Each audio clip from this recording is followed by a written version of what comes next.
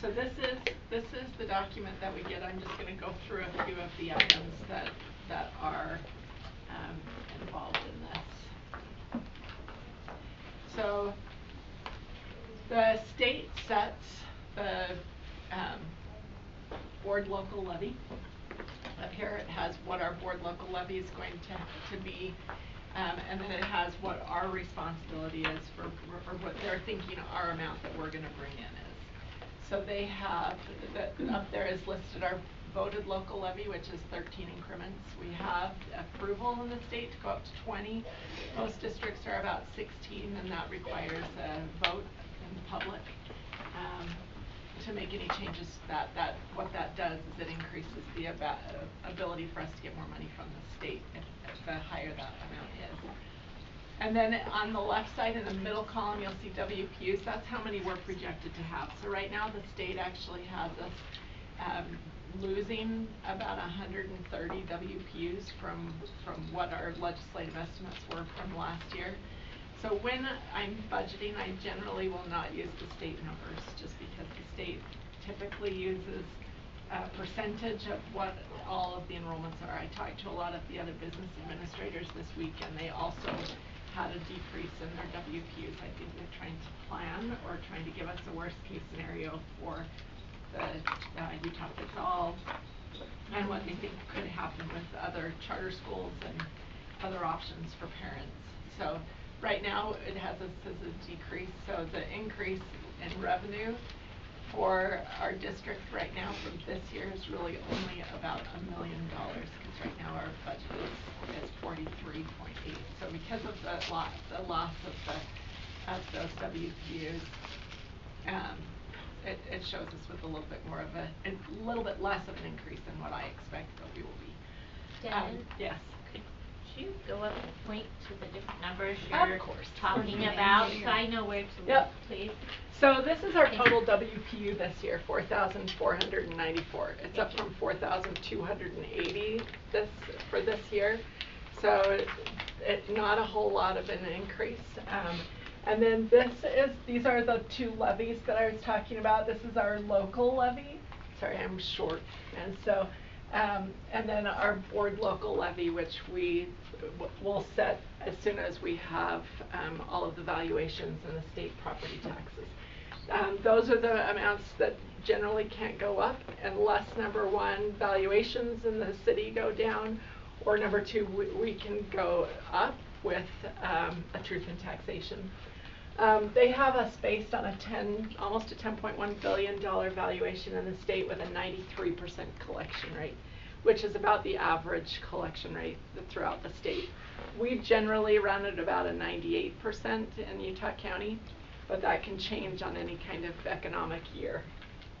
And then this is the amount that they're estimating that we will bring in. So if you take our valuation multiplied by the 9.001929 and then the 93.51% collection rate, you'll get that 14 million. So that's the amount that they're expecting us to contribute for the K-12 WPU. So we're funded at 4,494, but some of that is locally required. So, and that's really the only piece on the MSP that is required for us to have local amounts in there. Then we have the professional staff. That's based on the number of employees that we have, not just teachers, but also admin. And then 9 foreign exchange students. That's generally what that'll be adjusted based on if we have more kids coming. Our numbers of our foreign exchange students have gone down a little bit.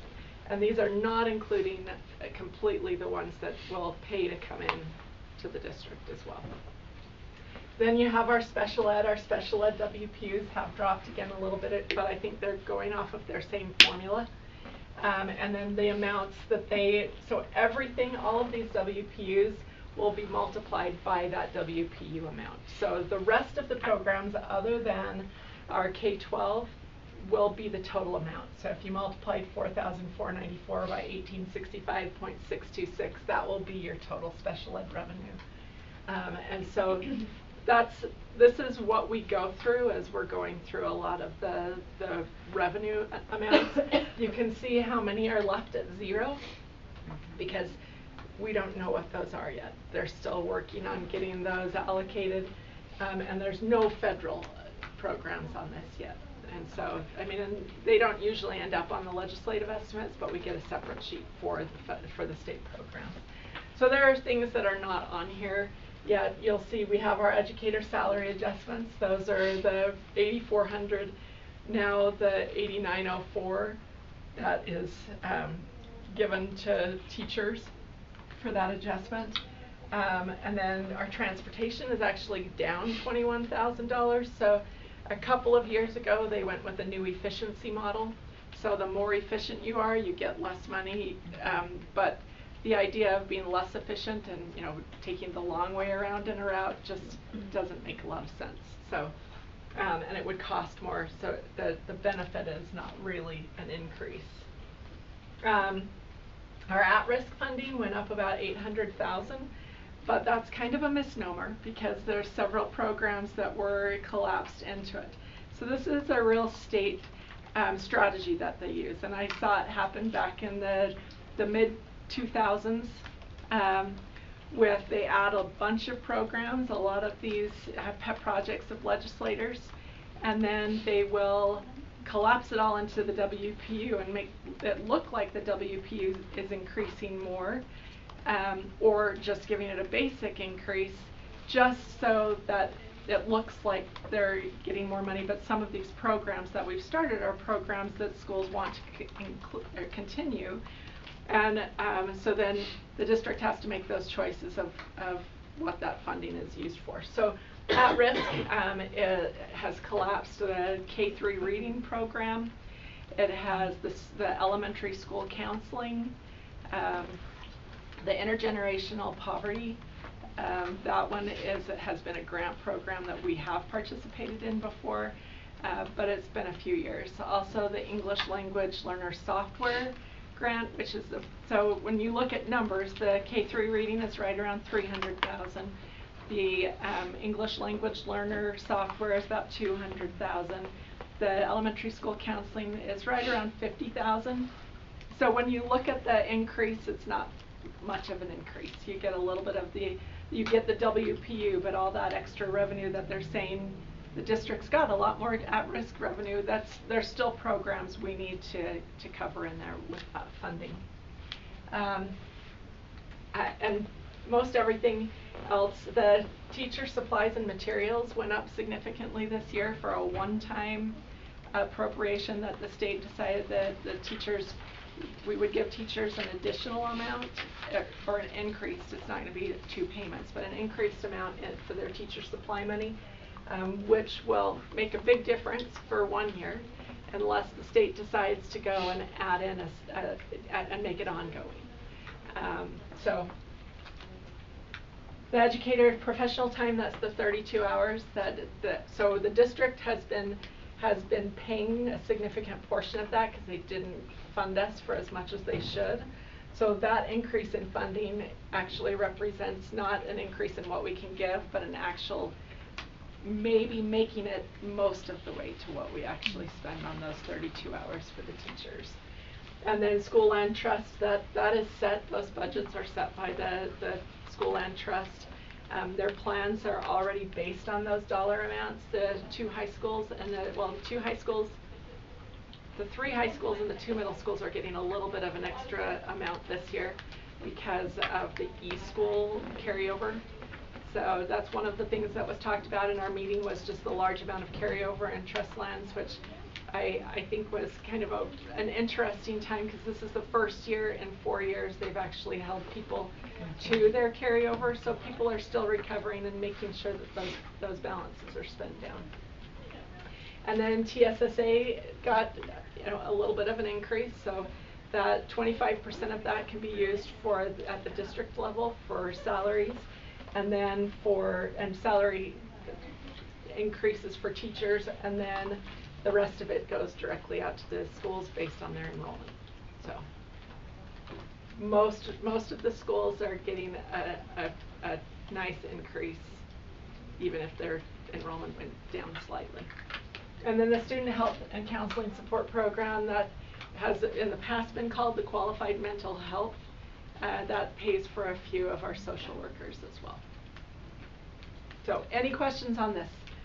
So was this created from the state legislators' Yep. financial employees? Yep. So these. And not the This is USBE. So okay. USBE, the state gives them the dollar amounts, and then they work it all in with their formulas for each of the districts based on the FTEs that they project. So the legislative analysts don't do any kind of enrollment projections, just the USBE does. And so we're taking two philosophies and putting them into a legislative estimate sheet. Some of the numbers we'll have fairly soon. I can guess on a lot of them based on the increase or the decrease that was given to all the districts or to the state as a whole. So some of it I know, some of it I can guess. But like for example, this year we just got a federal program for this school year just a week ago. So a lot of that funding is really not set ever during a school year. But next year we're looking at a $9 million increase in federal revenue with just a modest increase in our state revenue. So those are some of the challenges that we're working on for this year. Yes. I saw that, so under programs like Dual Immersion and the Beverly Taylor Sorensen Elementary Arts Digital Teaching and Learning, where it says $0, says this program requires LEA action before funds can be received or spent. Is that because those are grant programs or those are funded differently? Kind of. Some of them are grant programs, some of them are just waiting to see how many, like Beverly Taylor Sorensen Arts is a good example. That one, they're waiting to see which ones are approved. And then they're giving us a flat dollar amount this next year to cover the cost of those teachers, multiplied by the proration of their FTE. So what do you mean by which ones are approved? Sorry, I so feel like they go through an application process, okay. the BTS okay. teachers, to be selected and approved to be able to be funded with BTS. And digital teaching and learning is just they still are working out their amounts, and then we have to fill out. Generally, it's a Qualtrics survey that they send out to all the districts on what their budget's going to be before they will even add it to this legislative estimate sheet. This is the amount that we are awarded based on our numbers and FTEs that and WPUs that we have currently in the system. And I'm sure I should know this, but is there state funding to support the DLA programs that run in the state? There is a small amount. They usually send a certain dollar amount for supplies. For like Wasatch gets a certain dollar amount for the Matrix program that they get. So they give a small amount, usually $2,000 per class for the bridge classes between elementary and middle school and high school, but they're not giving a lot. Like approaches zero. It's approaching zero okay. quickly from where it was They years won't be ago. funding it next year, so their Correct. estimate next Okay. year is they're just going to roll it into the WPU, and it'll equate to less than $100 a student. Okay, thank you. Yes. So my question is this great to see a preliminary thing? Is this new? Like No, this is something that we're provided every year. It's generally just right in a weird time between board meeting and trying to get you the budget. So by the time, sometimes when we've received it, it's been the second, right after board meeting, and then we're madly trying to put it in the spreadsheet so you can see exactly what our budget is.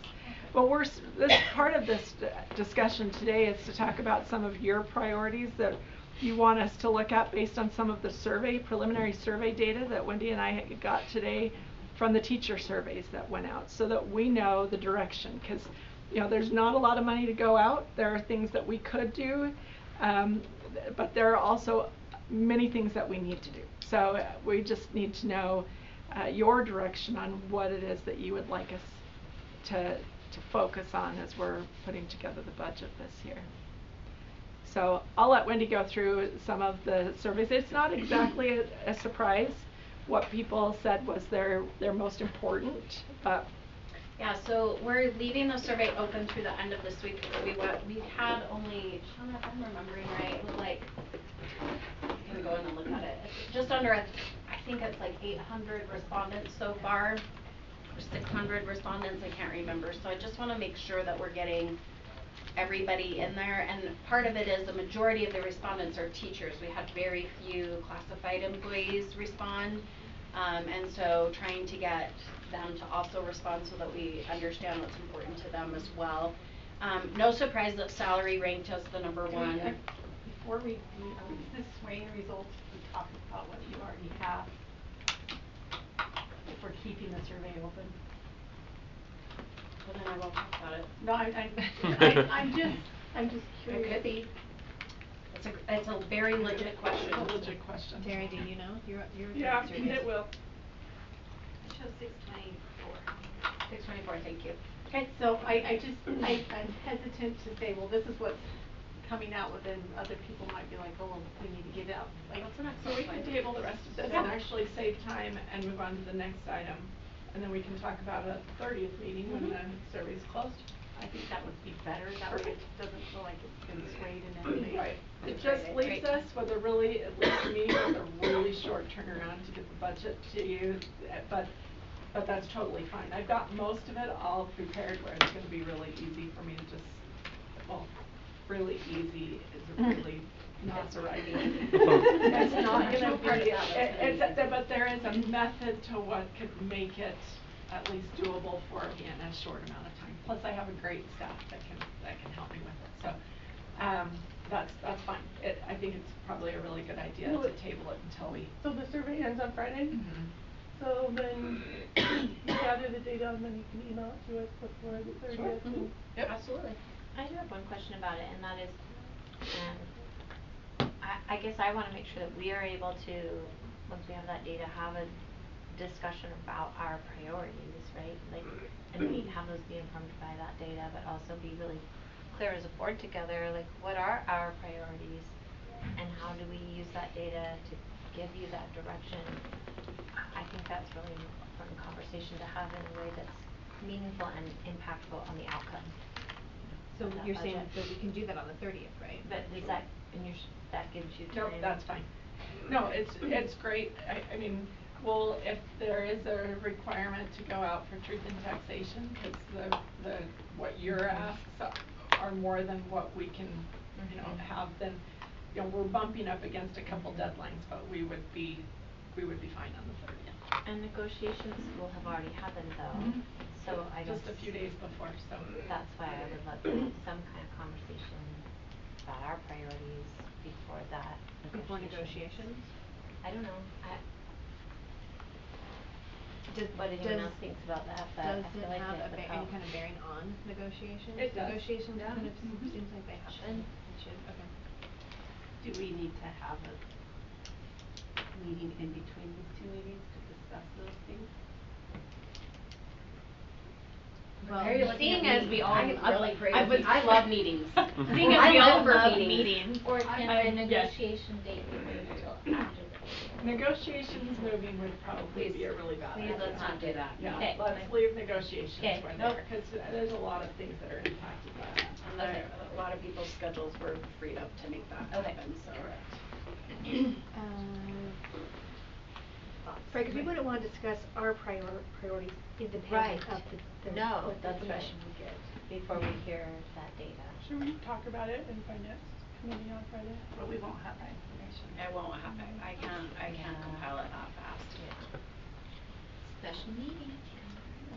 We could move finance committee to the next week, but the next week is negotiations, so And on that's the still only Friday. if you have the board. Yeah. I wanna make sure that everybody on the board has it. No, it's a good point. We can look into another meeting, I mean, Wendy and I love meetings. that's why we're all here, that's why we're all, Obviously. why we ran for school board, we love meetings. I'm okay with looking into another meeting. I think it's so important, I Yeah. just do, I really feel like that is worthy of whatever we need to do to use that information as a board, have a conversation around priorities. Or we could before even have negotiations. an executive session about it, and that, I mean, it's. Shall I just send out an email and get everyone's availability and try and figure out, we need to have it after Friday, but before. For the next Friday. So sometime next week. Somewhere in the yeah. Sometime next week, okay. Well, we can look into it, we can try. Yeah. Shall I send an email and we can get availability and then we can try and figure it out? Yep. Okay, alright. Done. K. Okay, made up time. Great, kind of, we're still behind, but it's better. It's better. Alright, we're gonna go ahead and move on to item number 7, our construction update. We have 45 minutes for this update, Devin, so Well, then how fast Chad talks is Did you gonna wanna be how skip quickly. policy review? Oh yeah, we have policy I'm so review sorry. first. No, it's alright, I'm great, since Chad is here, if you wanna do his first. Well, technically, we're supposed to have policy review first. Okay, So you let's have do it. 10 minutes for policy review, It'll be sorry. faster than that, I hope. K. You have seen the adjustments to this, basically this policy focuses on student officers on the board. We created a general policy, and then we created the procedure for how the student members of the board are chosen. And then we did also a separate procedure for student advisory council, so that is actually put into motion. And then we also put in the cover sheet for the student board member application, because that is also kind of something that goes in with that specific policy there. The feedback that we received was primarily from our student government advisors, which we did adjust those dates now for this year because we didn't get the policy adopted quickly enough. We weren't able to get everything put together in time for that, but next year everything will line out with their student government elections, so it's happening in March, and we should have everything selected at the same time that the high schools are choosing their student government positions. There was a concern that was brought up about because there's 2 student board members, and that one comes from the Timpview boundary area and one comes from the Provo High boundary area. How does, if a student say goes to Provo High, but they live in Provo High's boundaries, but they go to Independence, how would they be incorporated into Provo High's student body, student government class, and what would that look like, and how would they be able to give the pulse, of the Provo High community as a whole? So what we discussed was we had a very difficult time. We don't have any student advisory council members, even from Independence High, even after asking multiple times to get participants for that. So our goal for next year is to focus on getting that student voice from Independence High, and I would then recommend that we may want to review at this, like in January of next year, if we feel like there's significant interest, then we might want to entertain a 3rd board member or figure out more specifically how we would incorporate Independence High School in that. But we need to get them more involved in the student advisory council as is. So those were the only changes that were made. And one idea I had about that, because I was thinking about how do our students who are within these boundaries connect with the voice of our Independence High students, absent that participation, but even with that, like, how do we really know if we're in touch there?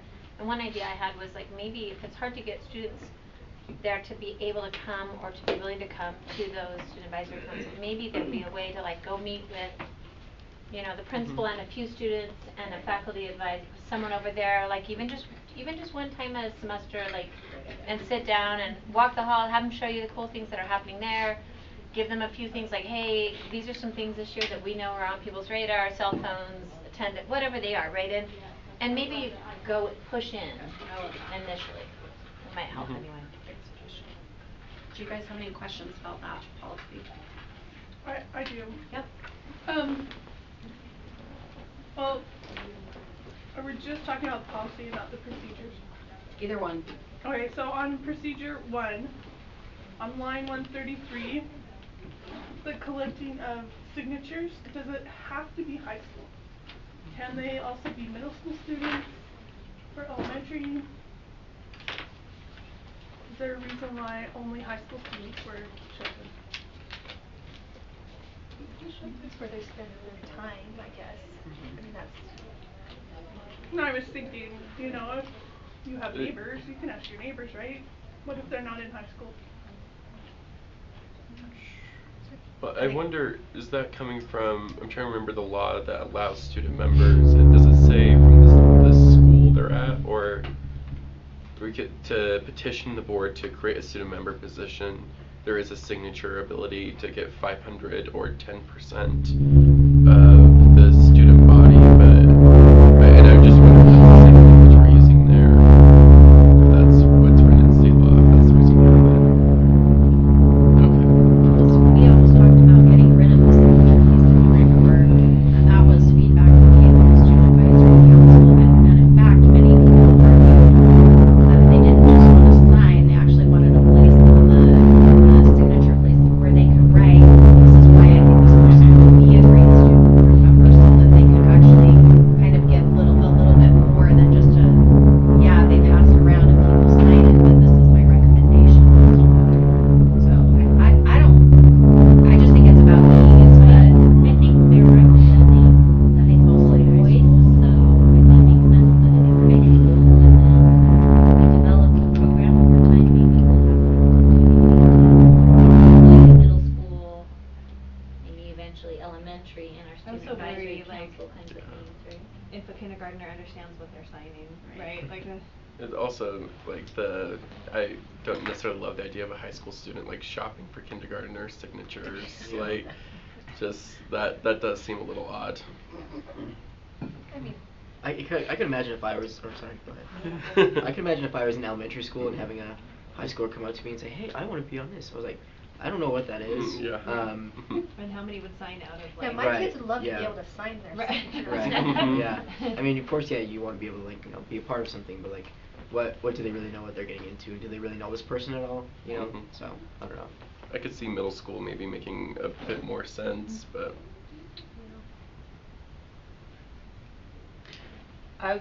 My 2 cents is, this is good feedback. Let's take a look at it when we review next year, because this year I think we need to kind of stick with what we have, and then, but I don't think it's a bad idea to perhaps consider middle school for next year. And then my other question, unless you wanted to add on. Go ahead. Is on the other procedure, the student advisory council. Line 73 has terrible grammar, and I think there's nothing on there that says how someone can get something on the agenda for the student advisory council.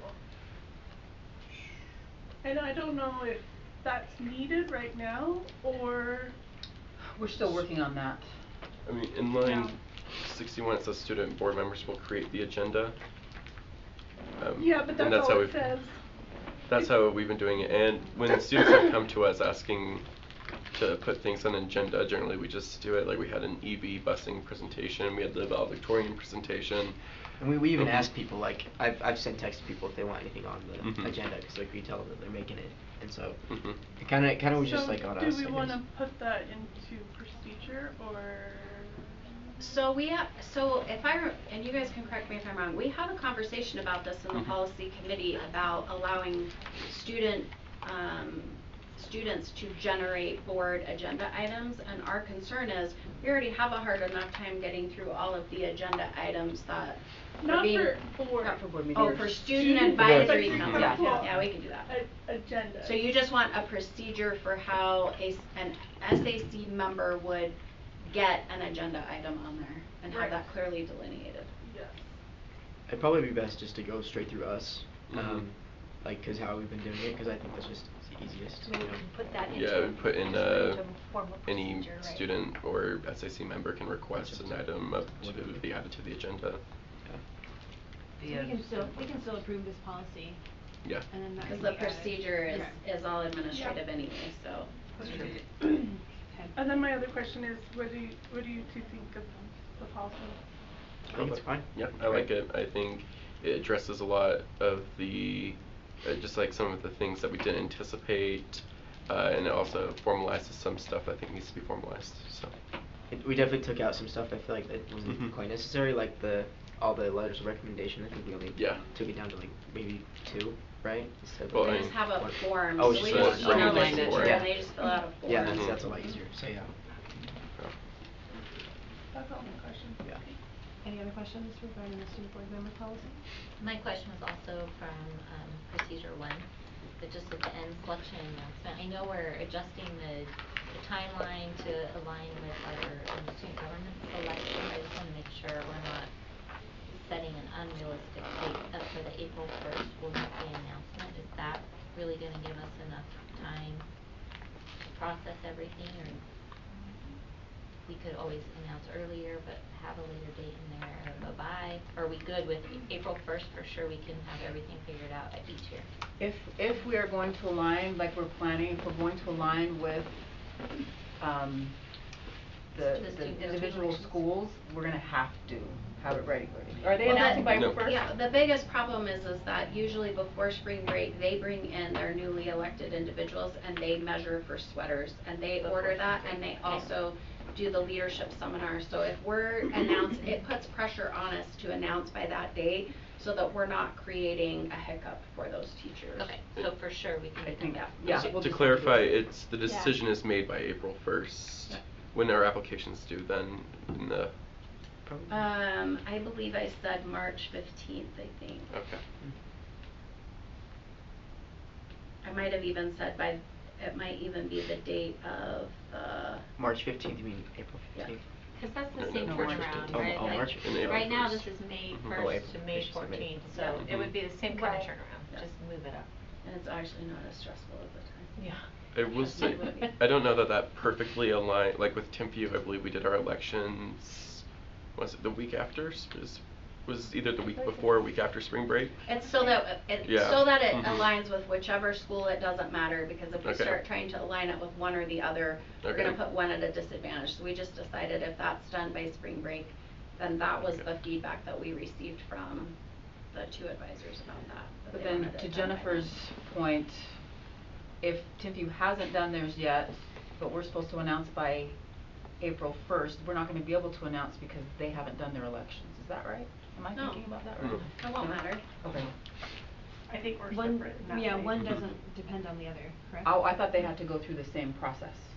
They go through the same process, but their applications will be due by, well, I don't think I'm not having them go through the student government application piece of that. They're just doing ours. Mhm. Yeah. We're just Okay. doing it at the same time. They don't have to go through the student government application in addition to the school board application process. Okay. Yep, April 1st should work. Okay, any further questions? Alright, Thank one more you for all the policy. hard work. I know you're gonna love this, but I had to use ChatGPT to figure out what all of these different words were. So, we changed it to micromobility vehicles, and they are technically called pedestrian conveyances. That is the official title for So skateboards cool. and scooters. And so we just added the definitions of those. I know Rebecca, you had asked a question about, does this allow for the principal if they want to restrict it, and because it does state that that they can only be used where it's specifically designated that it can be, a principal can make it more restrictive based on those designations there. So I felt like that was okay, but if you feel like we need to be more clear about that, we're happy to make that adjustment. I did think it needed to be more clear, like reading through it after I'd read your email that it was in there, like I didn't see, like I had to really look for it and go, oh, I guess it could be interpreted that way. But I think it would be good if we can make it clear that we're giving permission to our principals that they can designate certain things, like in certain locations or certain times of day, or you know, you need to walk your bike at our school or whatever it might be. Okay, I will just say this, if we're gonna allow the principal to start having every single avenue of this, then is there a reason for a district policy, or do we just direct the school to make the policy? Because if we're gonna say, well, you can make 20 exceptions to this, then there's no point in having this policy, in my opinion. So I wanna be careful about, you know, if now we can say, well, on our campus you have to walk your bike, but in the district policy it says this, I feel like I don't know that that's very effective, so I would be cautious about doing that.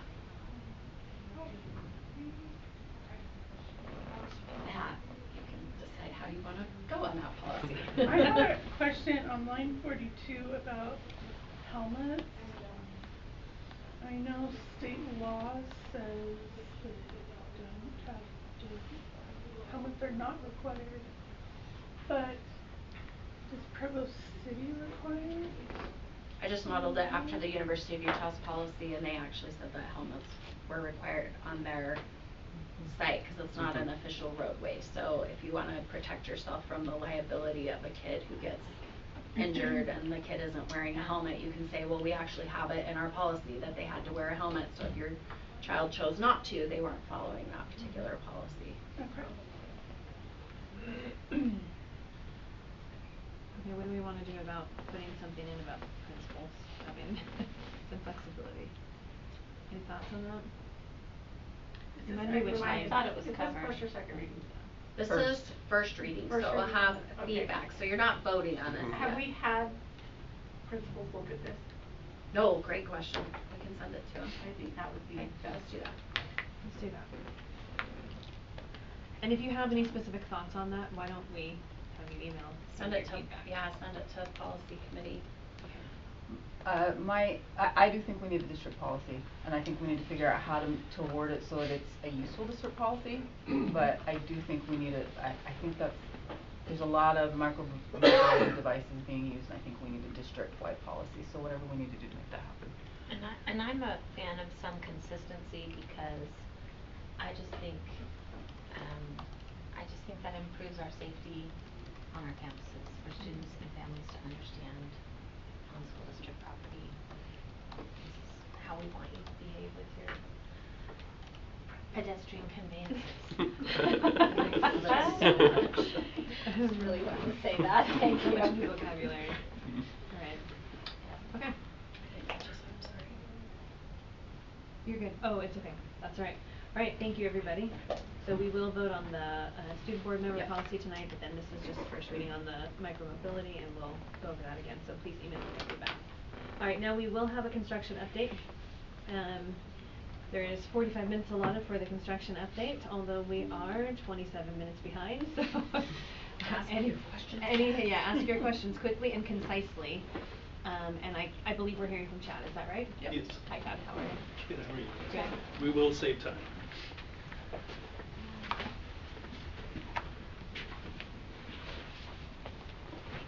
So, Timpview. The good news and the bad news. The bad news is that due to noise, demolition was slowed down about 5 days. The good news is, and so this was as of yesterday, this is the only portion remaining. They were supposed to be done by the 11th with demolition. They are still pulling out some of the pipes from the tunnels, and so that's all that's left of demolition. Keep going. And just taking out those pipes, clearing out those tunnels, keep going. Good news is, back there in that corner, they've been able to start forming and prepping for the footings and foundations, and also starting the piers. So that was not supposed to start until yesterday, but they got about a week jump on that. So we're right on schedule. Next one. Yeah, this is the piers. Keep going. So they've already come to start putting in all the piers under the ground. We are going to kind of thinking of the cafeteria, the next phase. This is the outside wall of the cafeteria. This is that classroom there. Structural engineer, so they don't over design, wants to see what's the footings look like here, and so we just talked to him today about digging a little more of this before it gets buried, do a little more exploration and see what we have to work with. Otherwise, which an engineer should do, they're going to make the worst case assumptions. So we're going to spend a little money to dig, hopefully it saves us some in the design. Yeah. Keep going. Yeah, here's starting those piers, drilling those. Concessions building, it's coming along great. Since last time they got this whole plaza here poured, that done. Next one. Yeah, just another view of that, and the bleachers all the way up. The bleachers are pretty much done. They're just doing the railings, but we're still waiting for that box to come in June to go up on top of it. Inside the concessions, into the food area, again the tile. Just another shot of the bleachers. Yeah, just a few more things, but it's virtually done. inside the bleacher building, got the tile in the locker rooms and the fixtures, so they're both gonna be done. They'll be done by the time that box is done on top of the bleachers. Locker room with the bench seating, paint is done, floor's been polished. Next. That road that we've had to do on the south end is going in now.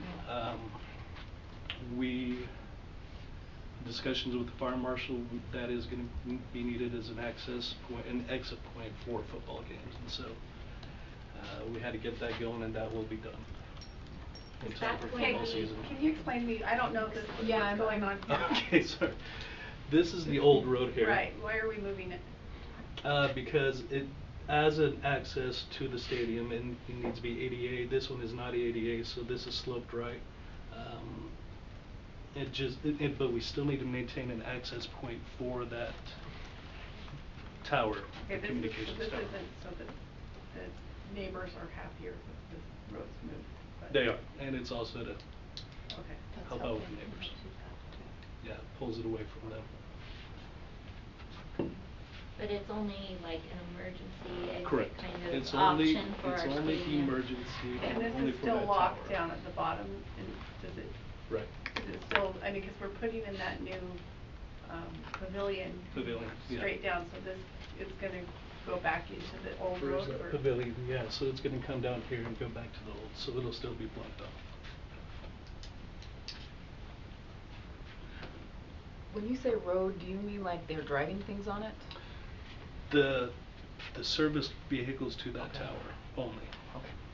Thanks. And then there's that pavilion. So yeah, the playground will stay pavilion, and it'll just come back and connect to that road there. When is the expectation this being done? End of May, first part of June, before football will be done.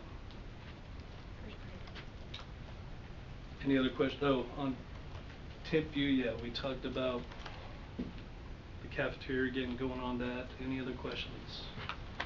The plan is, we've already started looking at some of the critical areas of construction going on now and what's going to be the future. One of the biggest ones we've already asked for pricing is the depth of the footing, what's being built now and how it need adjust for the auditorium go next to it, so they can kind of go to each other. So we've looked at that. We want to explore the cafeteria some more. We're looking at some water lines. Go ahead. Going back to the, can you go back a couple pictures? Of course. Keep going. Keep going. So like where the demo is. Keep going. Yeah, about right there, I guess. Go one more. Go forward one. Yeah, here. We had talked about a few board meetings ago about putting in future lines. Are we still planning on doing that? We've determined through the meetings we've had, yeah, for the tunnels you're talking about, future lines for the tunnel?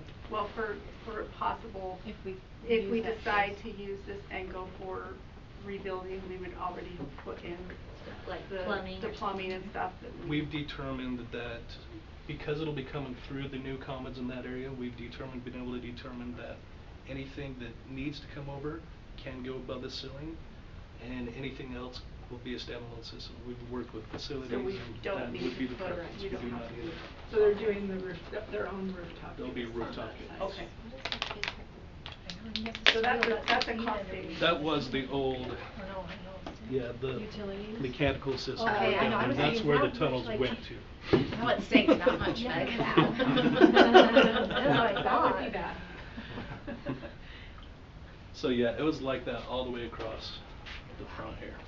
Here, just a quick question out of curiosity, this is really close to where the south gym was and all that collapsible soil. Are you guys running into all of that as you're demolishing? It's a good question. I don't know the details. The demolition guys don't take the time to stop and look. They Analyze just tear. the dirt, okay.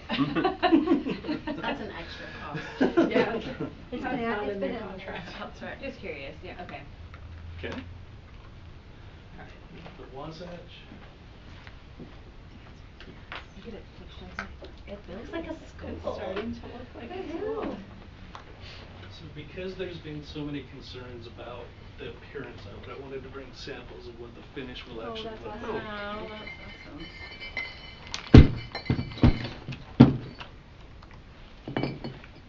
Okay, once we get there, yeah. So when we get to, I'll show you on the front. Kindergarten rooms, masonry is done, steel is already done. Multi-purpose stage, kitchen, walls on that will be done in about 2 weeks. Roofing, yeah, roofing is going on over here, then they're going to come over here, then they're going to go over to the kindergarten area. Yeah. Just another one at the kindergarten area. Keep going. So the appearance is probably going to get worse before it gets better. Which is why I brought this. This waterproofing is going to have to cover the entire thing. Okay. So for a couple of weeks, you're going to have a big black building. Okay. These two larger bricks are going to be the majority of the ones.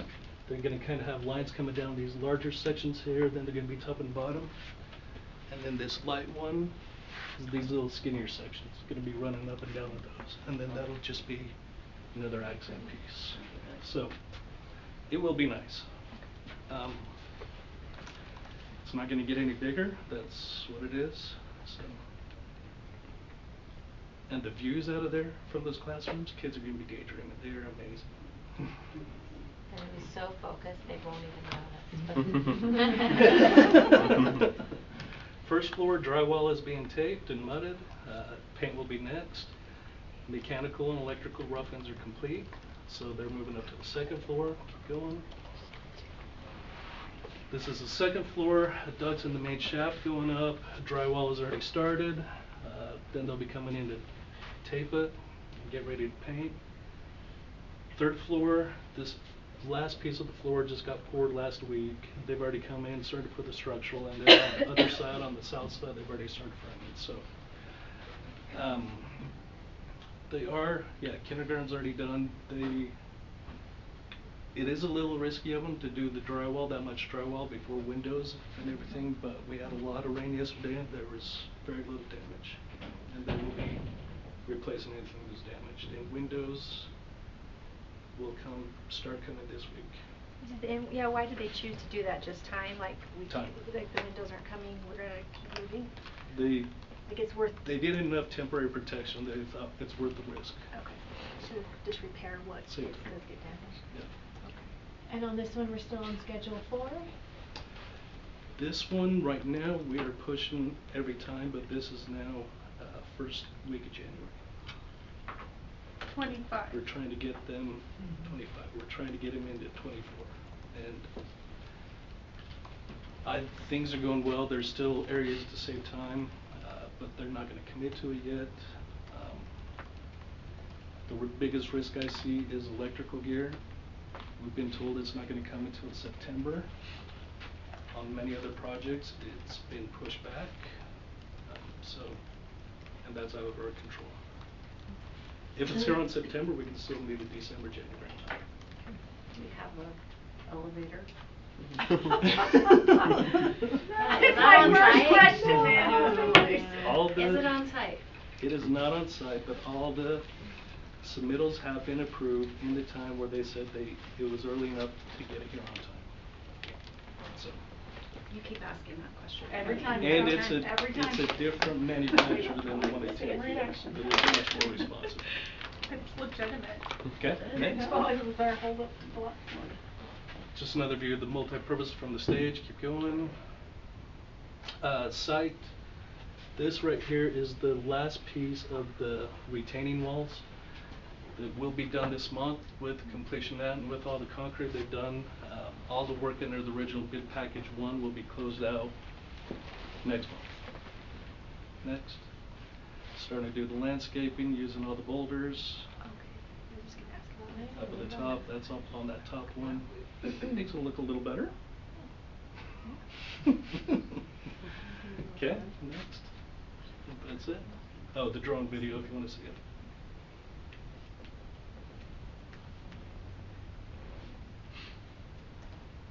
So the site's really starting to come together here. It's really starting to see how it's defined. Drop off area with these concrete walls at the front door. Parking over here, the stair goes down to the first or straight into the second level.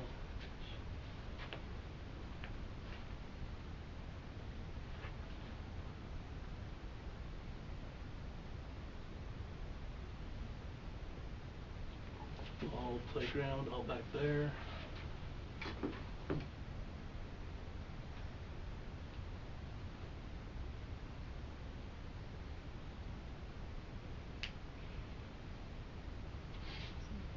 The upper parking will be here, coming into the building this way, and all the fields and playgrounds.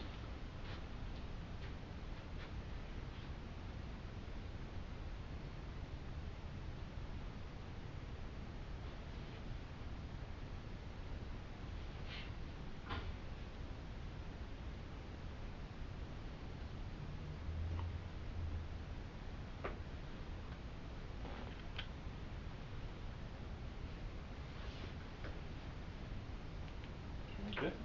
Can I ask a question? Yes. I mean, I probably should have asked a long time ago, but do we have a warranty on the retaining walls? Like, Yes. Like how long are they? Construction alone is 1 year.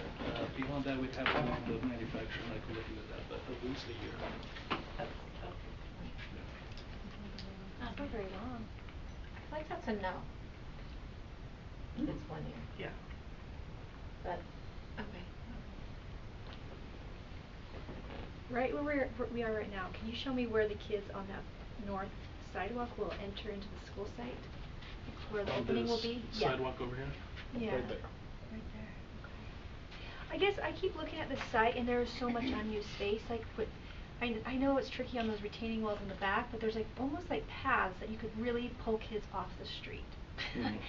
I don't, and I just. There's a curve in the road right there, so that's where they're entering. Yeah, I am very worried about that entrance, like, 'cause cars fly around that corner. We've talked with the city about signage, you know, which is one avenue of trying to slow cars down. And I don't know if this is how we address this as a board, right? Like what our responsibility is in that, but I just think we have so much space, but we're still gonna keep kids on this side, right, you know, and there will be a barrier, but not all the way down, just where Oak Cliff is. Right.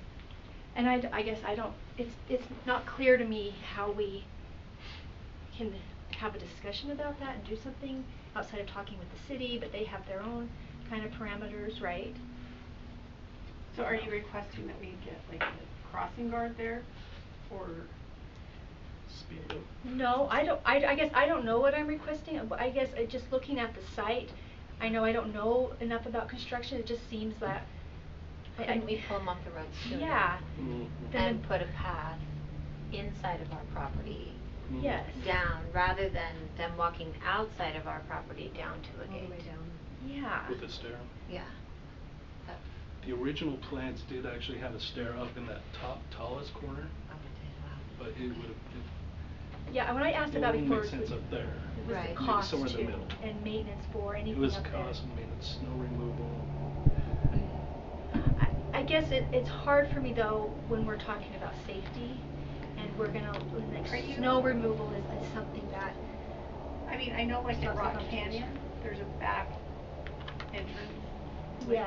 that pulls them off the street earlier than having to go all the way around the front. Yeah, that's big. So are you thinking something similar like that? Yes, just something that the kids can access the site before having to walk all the way down to right before that Something- curve on Something Oak further Front. up here.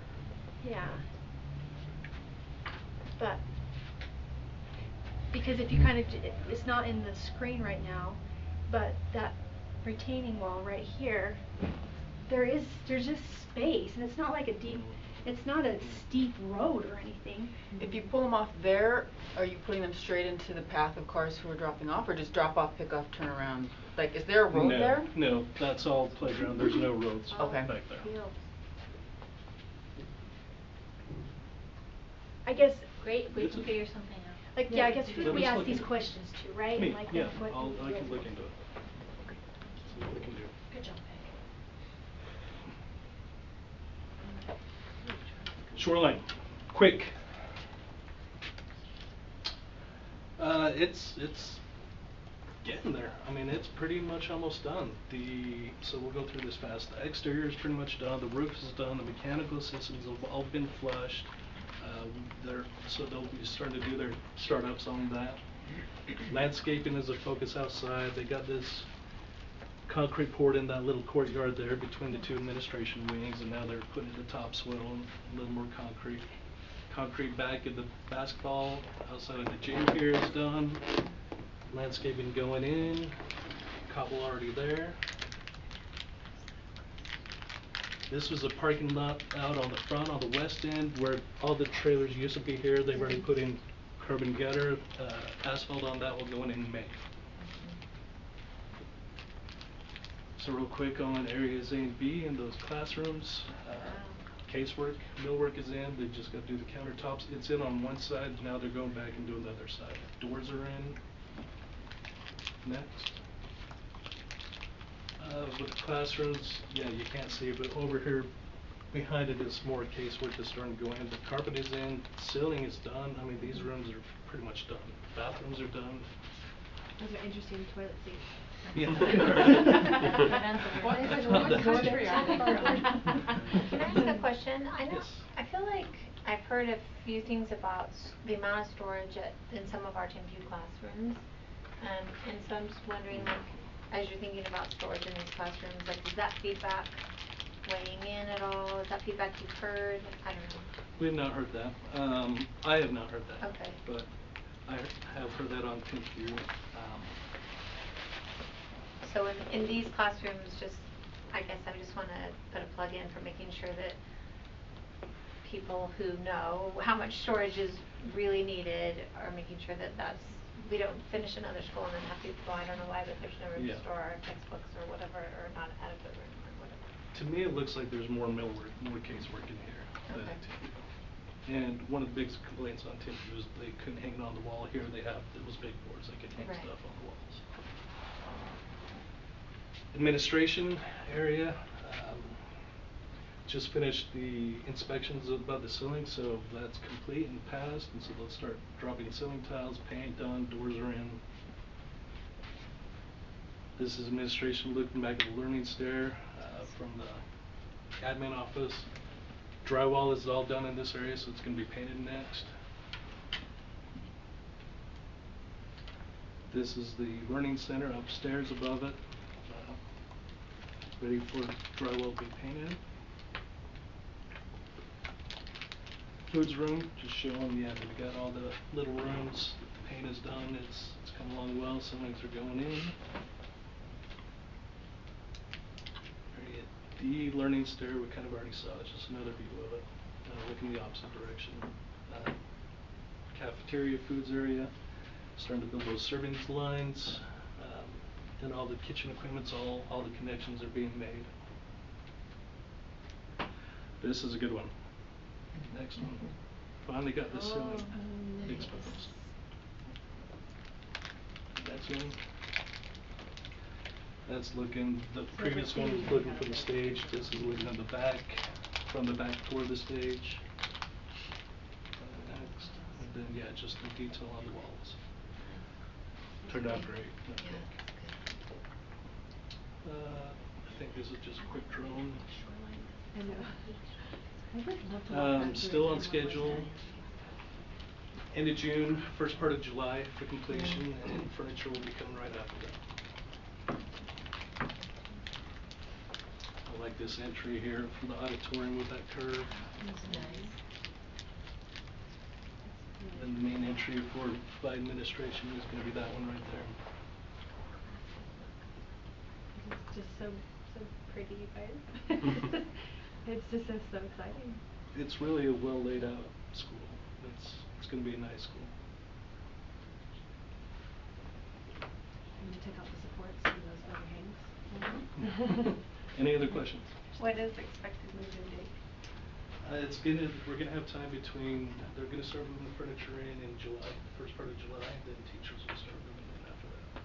And think I asked this last time, but do we have an official plan for the move for the teachers, like we did at Provo High, where they were all given bins and they put their stuff in the bins and labeled them and it was like delivered and then they, you know, like, do we have something like that ready for the? We do, we have pallet days, I guess you would call Okay. it, teacher pallet day. I don't have all the dates off the top of my head, but they do give them a certain amount of days and they'll go over in July and then pallet. And then, I just wanna make sure there's a plan. Yeah. Okay, We have great. They were wanting a different day to move, we were wanting, so we're trying to just get that right day, but yeah, there is a plan being Cool. finalized. Perfect. Okay, awesome.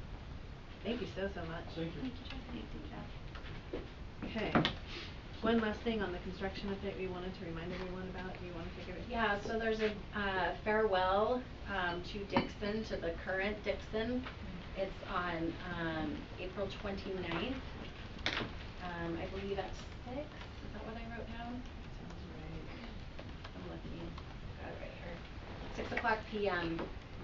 So to do your final walkthroughs of Dixon Middle School. Are we gonna advertise that to like the whole community? Yes. Not just those who Yes. are in that boundary area? Yep. And then just so that we are looking at a lot of different options, like we still have adult ESL, that's going to remain at the Dixon site. I just want people to be aware that the portions of the building that we can use, we're looking at some different ways to utilize that until we come up with a long-term plan. We're not boarding up this building and just leaving it there. So I just don't, we're working through some different specifics of that.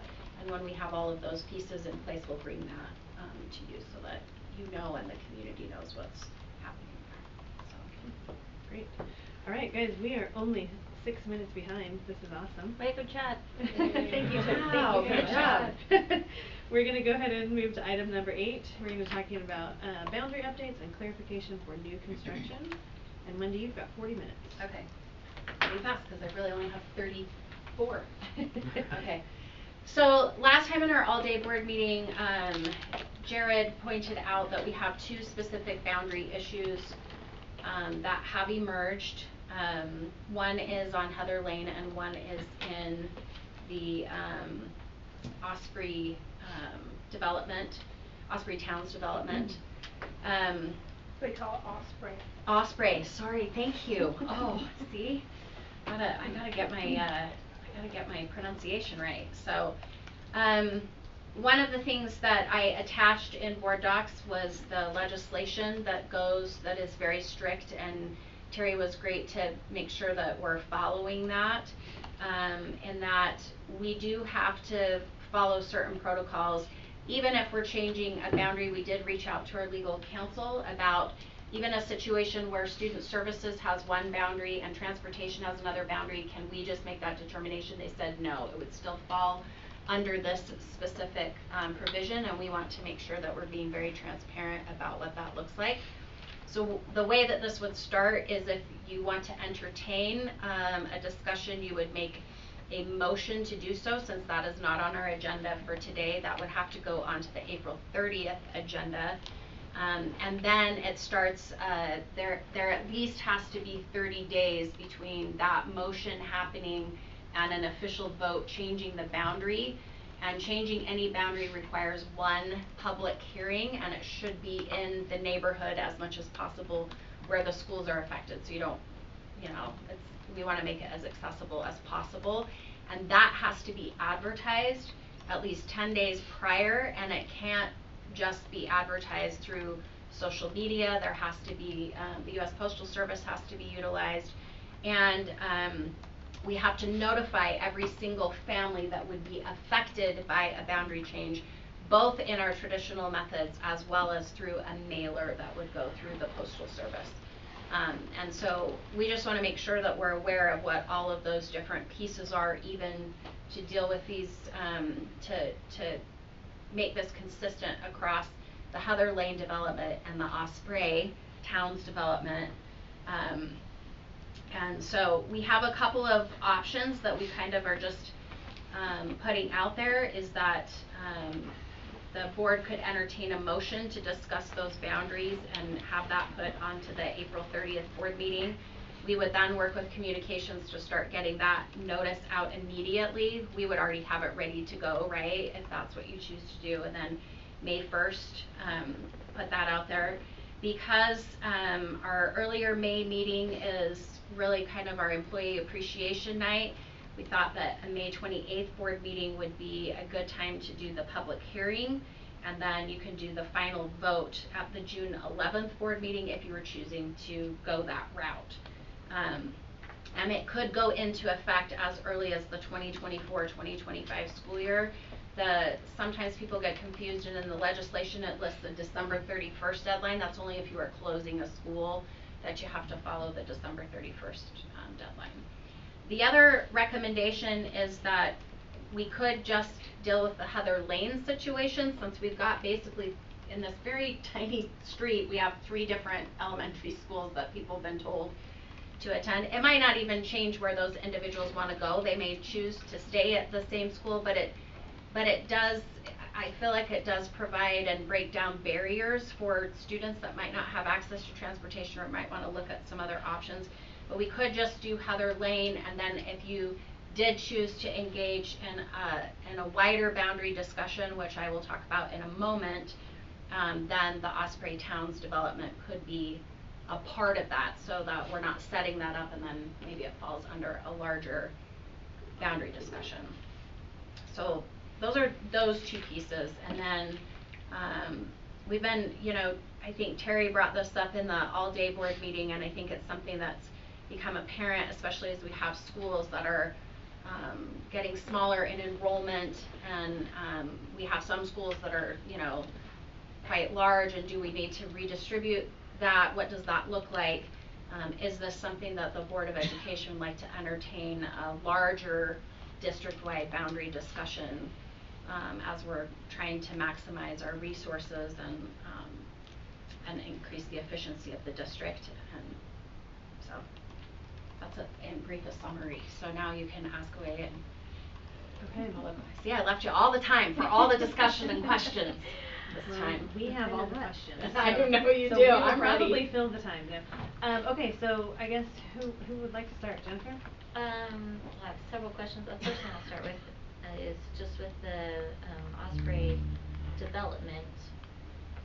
Can someone remind me how far along is that development? Like, how urgent is it that we determine those boundaries for those residents right now? We're finishing phase 3, and there are 5 phases. 3 of 5, and if they started building in the area where our line currently is. Correct. Yeah. They haven't started. The finished buildings are in the Sunset View area and moving And to they're the starting to Franklin build. area. Okay. But So it I don't sounds like we know might wanna if anyone's requested a bus yet. I don't think anyone has children that live there. Does anybody have a map of this? Yeah. That's one from last time. It's from our board docs. Yeah, and you can go to Google. Do you want me to pull it up? No, I could look at That'd the be last meeting. I helpful. missed the last meeting, so that's why I'm gonna do it. Jennifer said she told me to pull it up. You said it could be Sounds great. Here we go. Okay, so it sounds like that it might be helpful to determine that for them sooner rather than later. Oh, I guess we can wait till it gets up. What are we determining? Like, if we, like, there's already boundaries there, right? We already have It's boundaries. right in the middle of a housing So the development. development would be 2 different schools. It's not even in the middle, like, Yeah, the nice. Sunset View side is like 10 houses and the rest of it's all Franklin. So we're deciding, do we just want to address the Heather Lane boundary and then Osprey? Heather Lane is actually disputed. Yes. Osprey is not disputed, it's just that we're not sure we wanna divide and. Yeah, and do we want to Right. deal with, do that, do Osprey. Heather Lane and Divide Osprey, it. or do we wanna just do Heather and save Osprey for when we wanna do a larger discussion. discussion around boundaries? And to my understanding from last time, that line in the Osprey development doesn't necessarily follow a road. It's just like a sight line. Yeah. Yeah, they've now so like your living room done the could be road. Franklin. Yeah. Kitchen. Mhm. Same, right, You're like the lucky one. so we do need to eventually delineate the road Mhm. of that regardless. I mean, So there is some discrepancy. there has to be eventually something clearer Okay. there. So all we're deciding today is what part of the discussion we wanna be having. We wanna go, yeah. We know we have to do Heather Lane, right? I mean, that's, it needs to be figured out, yes, so that there's one map. Right. I'm gonna put a stake in the ground and say I think we have to have the whole big conversation. I think we have to, we're talking to the community about facility needs and district needs, and we're making a plan long-term that looks at funding for some construction projects. I think our efficiency of use of our current buildings factors into that story in an important way, right? And so for me, I think it's a conversation that I don't know the right timing of it, but I actually think I would prefer to do it sooner than later, because I don't wanna make other decisions that have to be unmade or made differently once we do have that conversation, so it feels important to me. My question goes along with her, I feel like this is the same thing. When was the last time we did a full Jason knows the boundary answer to that. discussion? All 13. Yeah, it was back in 2006. So it's been a while. But Was that what, when- but was My that entire all lifetime. 13, or was that just when you born? Fair I was became born in 2006. Provo Peaks? I feel like that was the That Lakeview was- time, yeah, Lakeview and Grandview, they right? addressed, it was when Lakeview came on the year later, and so they were addressing how to mark out the boundary for Lakeview specifically, and Westridge and Amelia Earhart and the division for Sunset View. So to be honest, I was a principal, or just coming into being a principal, so I recognized the changes for my school, at Amelia. I don't know all of the school boundaries they addressed. I do remember the conversation happening at the time about the Boulders area and the division to send students to one feeder area and another feeder area. I know that was part of the conversation. And when did they do the change for teaching in Provo High, The tree streets? northwest versus Prior to that. was a while. I know that was prior to that, that was like 2-3 It had to be between. It was prior to that boundary discussion. Okay. Was So it though? I it remember being at BYU and it felt like Oak Hills, part of that did go to Provo High. They did. Yeah. So I just have some reference points. When I lived over there, when I lived over off of 9th East, we had a neighbor who was attending Timpview, and it was new. It was a new thing that, now he's going to Timpview. The boundary change. Right. Okay. And that was like 04, 03. So I'm pretty sure that all happened. The east-west official happened prior to the Lakeview, Grandview boundary change. And do we know, like, maybe that's not the conversation for now, kind of the rationale between moving that direction and just doing east and west? There's lots of rumors. Yeah, that's right. It's been said that it was, are you asking why? Yeah. Because it was Good a question. better, according to what I've heard as well, I wasn't around either, but a better division of socioeconomic division, rather than north and south is a lot more glaringly different than east and west. That's not what I heard, but I'll tell That's you not what you later. heard? Okay, Yeah. socioeconomic diversity did. Yeah. It definitely did. No, cause that was already going to Timpview West. I agree with Lisa that we need to look at this, and I know others have expressed that as well. I just not sure on the timing of it, and one of my questions related to that is, I think when we're ready to have that discussion, part of that needs to be our DLI programs. And we started to have discussion about looking into studying that, the effectiveness. Are we gonna make any adjustments or not? Where are we at in that process and being able to continue that discussion so that it would be ready to be a part of a boundary discussion? I think you would want to make that as well as like CAS as part of that discussion, because it actually explicitly states in the legislation that special programs, if you're going to move them or change their location, it also follows all of these same requirements. So in my mind, it would probably be a good idea if we're gonna adjust all of that and you're really maximizing that, you would probably wanna have a conversation about all of those things. Even if you divided your eventual actions into 3 different things to be able to assess that would probably be helpful. So where are we at in having the data we would need to have those conversations? And how long would that take to get what we need? Good question. And may I add, my one caution too is just gonna be capacity, which you're saying, right? Do we really have the capacity to take on boundaries? Because boundaries are, I've never done them, but notorious for being extremely controversial. And I'm happy to hit it head on. I'm not worried about the controversy of it, but I do wanna make sure we have the capacity. We're doing a lot of different, we're doing a lot, so. So I spoke with a couple of superintendents this last week and asked them, some of them hire an entire outside agency that comes in. They do a complete demographic study, they look at all of the different programs, and then they make recommendations, they have stakeholder groups and look at what the concerns are, and then they'll usually present a board with like 2 or 3 different options that they can choose with the pros and cons of each one. They evaluate the cost that's associated with transportation, all of those pieces.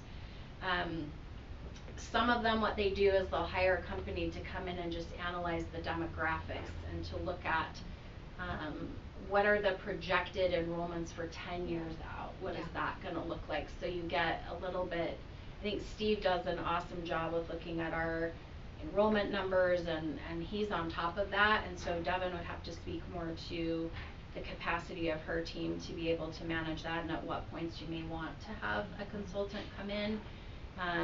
But then you would, even if the district makes a decision about that, or as you're entertaining certain options, it can be helpful to have an outside consultant come in and say this would be the impact of what's happening. This is not a short process, right? Like this is a 1 year, 2 year type of process if you're doing it correctly and recognizing that there are gonna be people that are moved from their school that are gonna be unhappy as a result of it. And so what kinds of things do you put in place to mitigate or to assuage that, especially when a child's already in this school or headed in this feeder, you know, there are lots of things we can do to mitigate that, so. And do you agree that the programs, oh sorry. No, go ahead.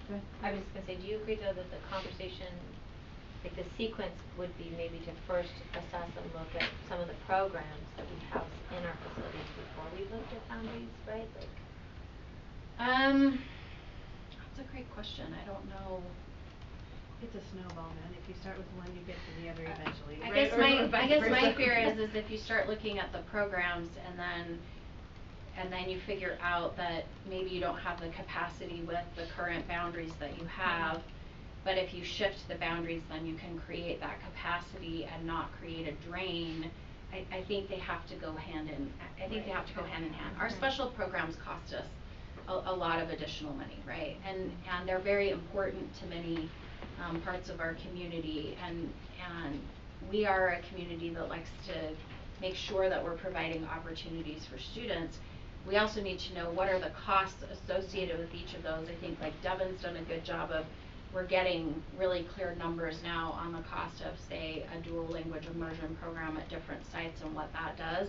But if you shift your boundaries, you may see that cost actually goes down as a result. Like you see dual immersion programs at large schools don't cost the district as much as a dual immersion program, a school that has a really small population.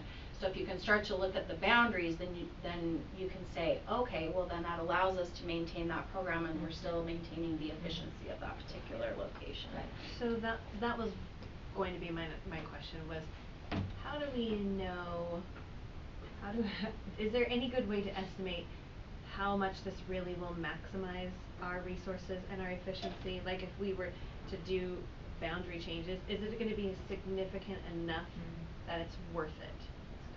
Because I don't wanna do this big huge study and realize that it's gonna be sixes either way and disrupt everything and have all this controversy, right? So is there any way to know how, or is that just part of the process? So it sounds like it's part of the process, knowing that. It is part of the process. I don't know that there's any way of knowing, because some of the schools where we're putting more district funding in might be less impacted, needing less money if we do boundary changes, as opposed to another school that's maybe bigger, and so It's so hard to know.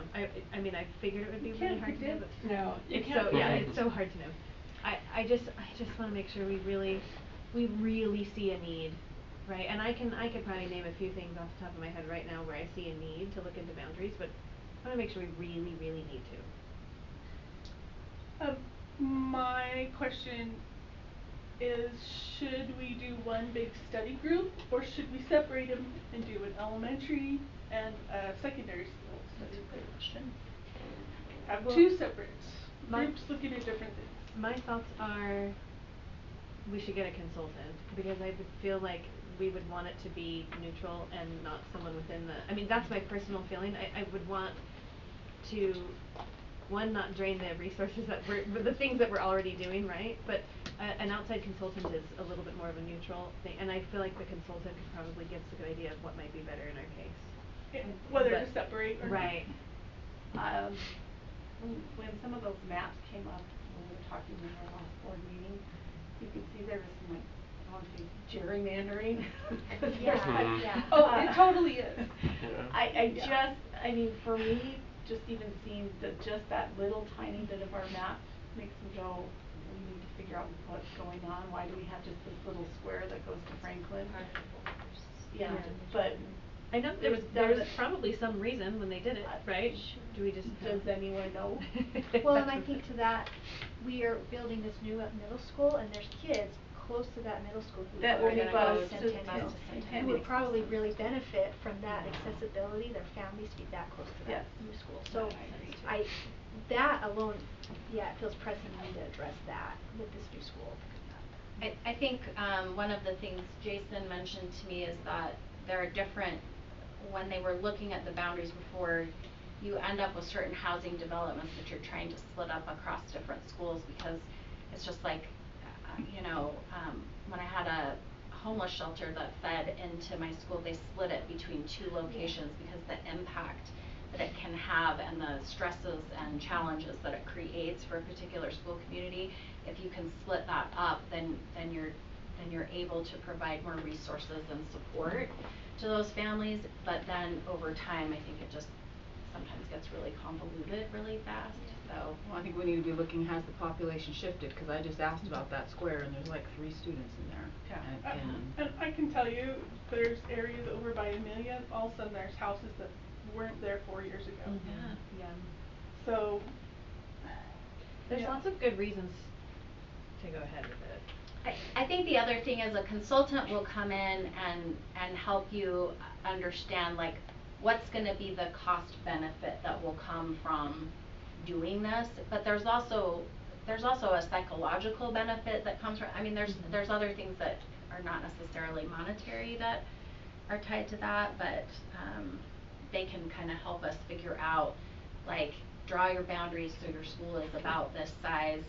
As I spoke with a couple of other superintendents, they also talked about, they use this as an opportunity to really create clear policy surrounding boundaries. Like, so this is when it will start a boundary discussion, is when a school either drops to this number or gets to this number, then we clearly either need to think about building a new school or, so they have that written into policy so that it doesn't become just because somebody decides that this is something they wanna do. It actually is something that happens and it evokes a response from the board and district leadership to address the issues.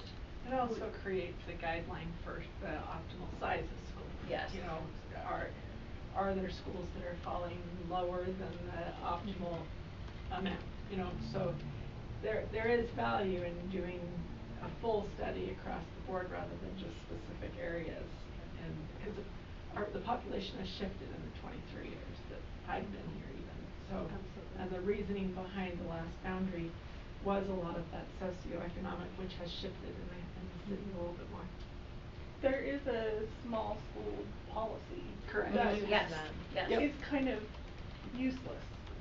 Because it doesn't say, okay, if you get this small, then we're gonna do boundary change or something else. That's correct. It just says we're funneling resources to make sure you have a minimum of 2 classes, but that's not necessarily the most efficient use of those Correct. resources. Yeah, and that's the It kind of does give a policy we're 3-year looking for. timeline. It's supposed to have a 3-year timeline on it for reevaluation again after the 3 years too, but yeah. What would be the ideal timeline on this? Like, when do we feel like we have capacity to take on a big project like this? And if a consultant is coming in to do it, that of course reduces the amount of capacity we need to have, right? So if that's the way to go. So what makes sense? Consultant would be the first step, right? Do we Right. so do just having a preliminary budget, depressing thing, not your fault, Devin. Yeah. Not Devin's fault. Do we have the money for this? Cheerful could be I am for it. Devin. Yeah. Yeah, no, that's right. So do we have the money for it? And I don't think that matters though, because we need to get it done. This is long overdue. Well, this is a long-term budget issue as well, you know, because it's really something that needs to be done, so that we have a better guiding force, for lack of a better word, to let us know how to better utilize our resources. So Is there a general guideline on how often like a district should have like a boundary study done? Cause it sounds like we're hitting 18 years. Is that are 20 we when you're no longer in office. I mean, are we I don't know. are we I mean, behind? Are we that's- on schedule? I feel like that's a pretty long time. That's a long time. It does feel like a long time. And what makes sense to you two, I guess, and then to everyone else on the board, what makes sense around how this discussion will or won't impact our discussions that feel pressing around Dixon and Timpview? That's a great Like, do we point. overstress the system, or do we actually support the system? Like, That's what I I mean. don't Where's really that know, one capacity or and, the like, other, where- like, yeah. what makes sense to And you then in guys? all of that, we have to go back to this item. If we are going to wait, we still have to make decisions on Right. these 2 items. Yeah. Right. Right? So we have to, Well, I mean. I'm thinking even if we say today we wanna move forward on starting a boundary study and all of that, if it takes 1 to 2 years, I mean, we still need to make a decision on Heather Lane, and I would Right. suggest we still give clarity to the Osprey townhomes. But I agree. in the I meantime, right? Right. And it might adjust on them in the process, but I think in the meantime they need clarity. So they can also tell people who live there, if that's what, they have like a school in their brochure or whatever when they're selling the homes, right? This is the school you go to, if that's, not that that's binding, but. I think moving forward, having the data is the most important part. We want to be data driven, and it's just gonna take time to get that data. Yeah. So I think that's option C. Option X. Well, I do appreciate that we're concerned also about that we wanna also look at our physical facilities, but I also think that a boundary discussion would, we're gonna have to do things with Timpview and Dixon regardless of what the boundary studies show. So I feel like those things are going to be 2 topics that we have to move forward on regardless of what a boundary study shows. But a boundary study may inform other decisions regarding rebuilds of other schools or how we're going to maximize the facilities that we already have.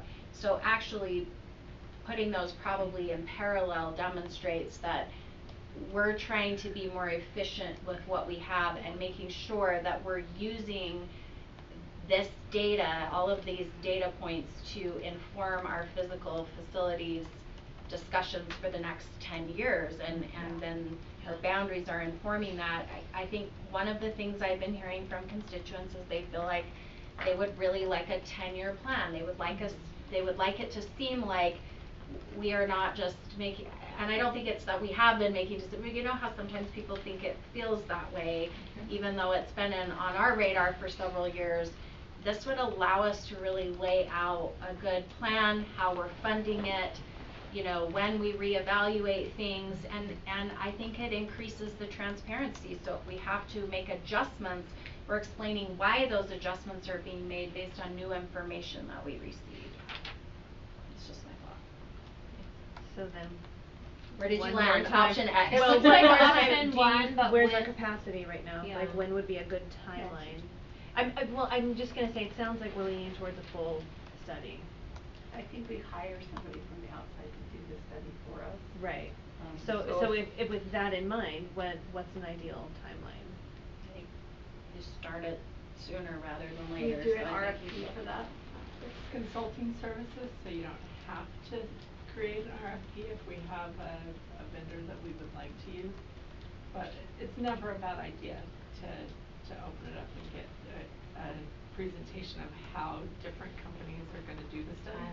Cause every company may have a different methodology about how they work on it, and so. Do we wanna do, I think when we were deciding whether to hire a consultant, to hire a new superintendent, we had all those meetings of, all the consultants came in to give us a presentation, right? Mm-hmm. And then we listened to them, and then we picked one out of how many came and presented? 5? Mm-hmm. Yeah, it's our strategic plan. Yeah.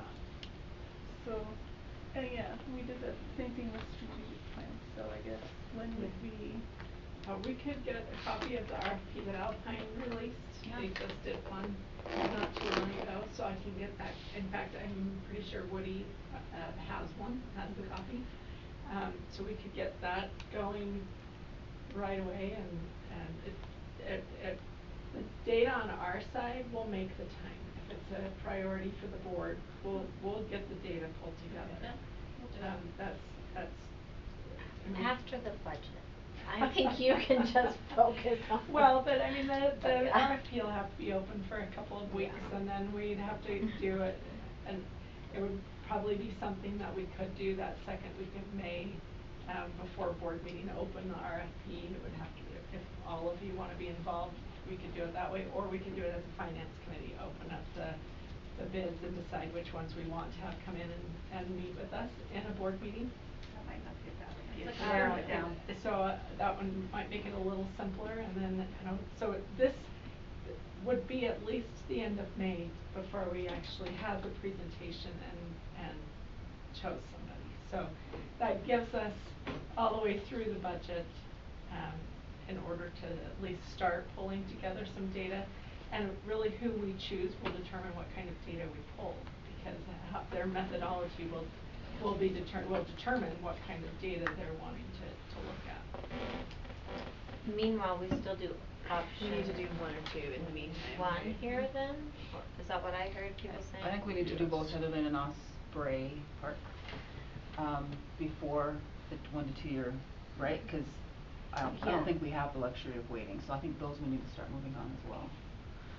But like Rick said, I also worry about capacity, but I don't think we have a choice. Yeah, there's some things you have to move forward with. We could do more than one thing at a time. But We're we still, but we it's have like happened before. 35 on the list already. Can I also put in there the suggestion for the policy committee to get a clear policy? I love that idea. Okay. On boundary changes? On boundary changes.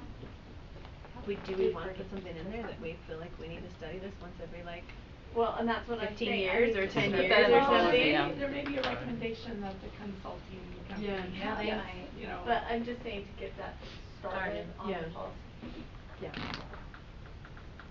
So the end of this month, we will vote on a motion for the Heather Lane boundary and the Osprey Towns boundary. Start that process. We'll do that on the For 30th. the 30 days, Mhm. and then have a vote on that for June 11th. Okay. Alright. Well, I don't want to brag or anything, but we are 12 minutes ahead of schedule. Be Unless, careful. I know, right? Now I'm being a little bit silly, but does anybody have anything else they wanna say or need to say about the boundaries? Okay. Let's go ahead and move on to item number 9, the Camp Big Springs update. So we don't have a very big update because they haven't been able to get up to the site yet, so we don't know what we will be discussing or what the dollar amounts and what they can do for a short-term fix to be able to make sure that camp can happen in June. We're gonna have more discussions through May and the beginning of June for more long-term fixes, the amounts of which, are significant, but we don't have the dollar amounts yet. So, right now, we're still in the process. They're hoping to get up there at the end of this week to see what can be done temporarily, and then we'll have the discussion with Kyle and Jared and the board as soon as we have a cost amount, so we can come to you for a large purchase request. Okay. And we have sent out a Camp Big Springs survey, and that will close on April 30th, and so we will share that data with you as well, so we have a better idea of kind of the direction we want to go, that kind of form. Any questions from anyone? That's for more long-term. Yes, that's for the picture, long term, right? yes. Did we have a limit on the price we're willing to spend on a short-term solution? Well, then there may know. need to be a discussion of how much we're willing to spend on a long term. Correct. Both. But I'm just But saying that I if our just don't short-term wanna is spend, like, literally short-term. when we were in our last meeting, we were talking like $60,000-$70,000 for short term, and that just seems like a lot of money, and if there's just a way to do it cheaper.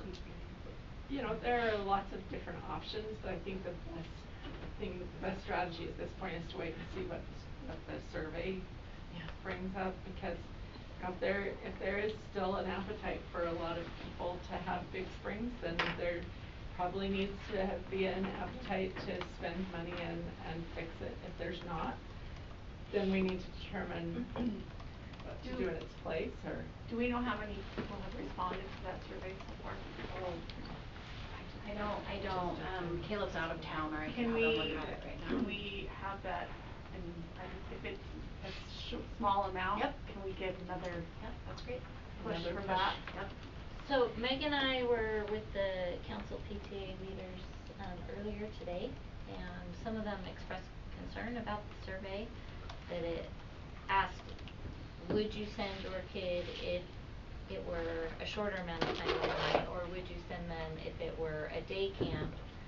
But it didn't say what is your preference, including our current option. And so I just don't know, without that, knowing their preference, I don't know how we're gonna be able to take the results of the survey and really have a clear picture of the direction our parents want us to go. That would have been super helpful. Yeah. Well, a few weeks ago. Can we, if there's not a lot of people that have participated in the survey, could we We can still we have people say, hey, we can just take cancel it and cancel it and do it start again over. and add it again? I hate to burn people out on surveys, Well, but I was maybe gonna say say, well, we've the But updated I it. looked at that one and it wasn't very long. So No, it wasn't, so So, maybe I say took we've it. updated it with With some other a few questions. more questions. Will you send those to me specifically, how you want that phrased, Jennifer? Yeah. That'd be great, thank you. Can we take a look at it before it goes out, just so in case, like, we're gonna come back next time with more feedback? Well, Cancel so it I again. did I send, think I I did did, send it actually. to you, She and sent it. Jennifer Oh. was the only person who And sent me Just kidding. feedback. I sent you that specific And I feedback and it didn't get. And I sent that Okay. to, our team, so. Okay, it got missed. Yeah, I do Okay. remember you sending it for us to look at, Yeah, I do. I will I send it. obviously did not read I that. don't I remember. actually feel like you're still gonna have some useful data. I mean, it may not rank order people's choices, but it does tell you how many people would participate if you did it this way, or this way, or this way.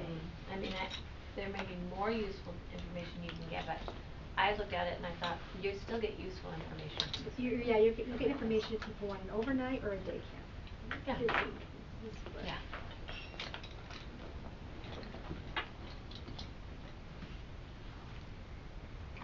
And then what is that, overnight 5 nights or 4 nights versus overnight 2 nights, does that need to be included in that?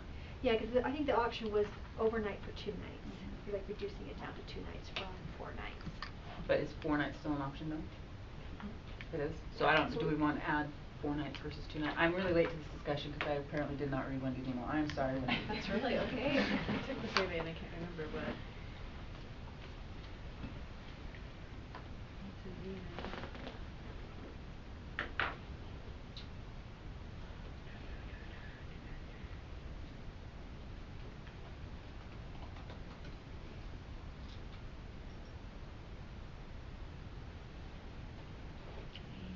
So, well, are we deciding we want to, are we given a directive to redo that survey? Are we given a directive to just stick with what we have? Caleb's not here. I wish Caleb was here. Is there a reason why it was asked that way? Like, can we still get the data that we need? We can pull the data from what, so the survey's been sent out several times and it's open till the 30th. So if you want to change it, you just have to recognize there might be some people that did it once and now they're gonna do it again. That's fine, you just Right. look at the second survey. Are there, you know, I don't. So if it closes on the 30th, do we need to close it on the 29th so we can have our discussion on the 30th? I don't know, I'm gonna be really honest, based on all of the information that we have to cover on the 30th, I don't know that we'll get to that on the 30th, cause we also have a steering committee, like a strategic planning session, so. Do they need to have the direction for Camp Big Springs sooner than later? I don't know that they can even get up there by then. So we're okay still to wait until the first week of May or the first board meeting in May to Well, talk 'cause about it? if we need to decide on our short-term solution, do we want it, that sounds like that does need to be done That's by what I'm asking. April 30th, and do we want the I don't know if survey we'll have results an to help idea on the finish short-term solution till the first meeting in May. Yes, Yeah, Darryl, that's go kinda ahead. true. I think we're hoping to just go up and honestly, between $5,000 and $10,000 to fix the lumber that's broken, or the cross beams that are Supports. broken, the supports, and try to lay down a floor that will get us through May. this year. Chad was going to speak up. We're hoping to keep it between 5,000 and 10,000. Anything above and beyond that, we'd revisit with you. Okay. For this year, and then long term, we're looking at, you know, Trex sticking or metal or aluminum, or do we want to buy, you know, Okay. lumber packages for those, and that's when we come back for the long term solution. That makes me feel better at the $5,000 to $10,000 range, And if or it- to Band-Aid us through this year, I guess, basically. Yeah, and if it's more than Yeah. that, we can have the superintendent send something Yeah. out I thought at it was that like a point. Yeah, see, I thought we were putting $60,000 to $70,000 Yeah, into the so Band-Aid, and I was for kinda just one freaking out about that, yeah. so. No, we don't want to do that right now. Okay. Great. Chad, is that kind of? That's accurate. Okay. Thank you, Okay. that's so good.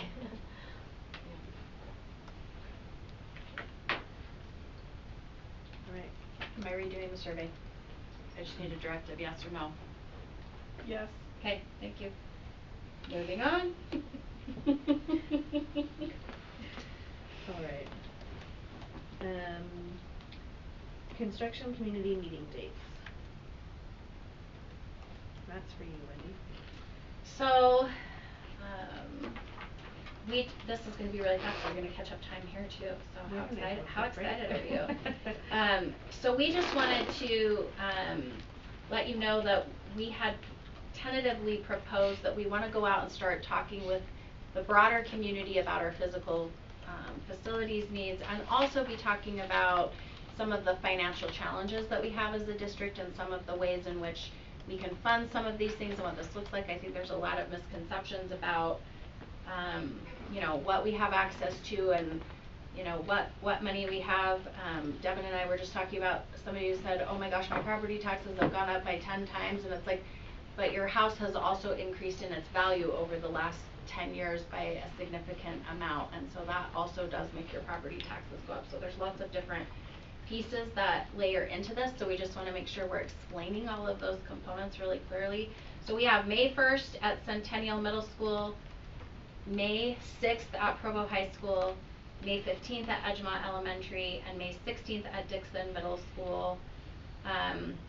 This would be district-wide, so anybody could go to any meeting that they wanted to. We would start them at 6 o'clock, and Devin and I would basically put together a presentation. We would send that out to the board ahead of time to get feedback about, like, what types of questions or things are you getting from your constituents, and what does that I had a question, why Edgemont? That's awfully close to Centennial. Why not put it at Provost?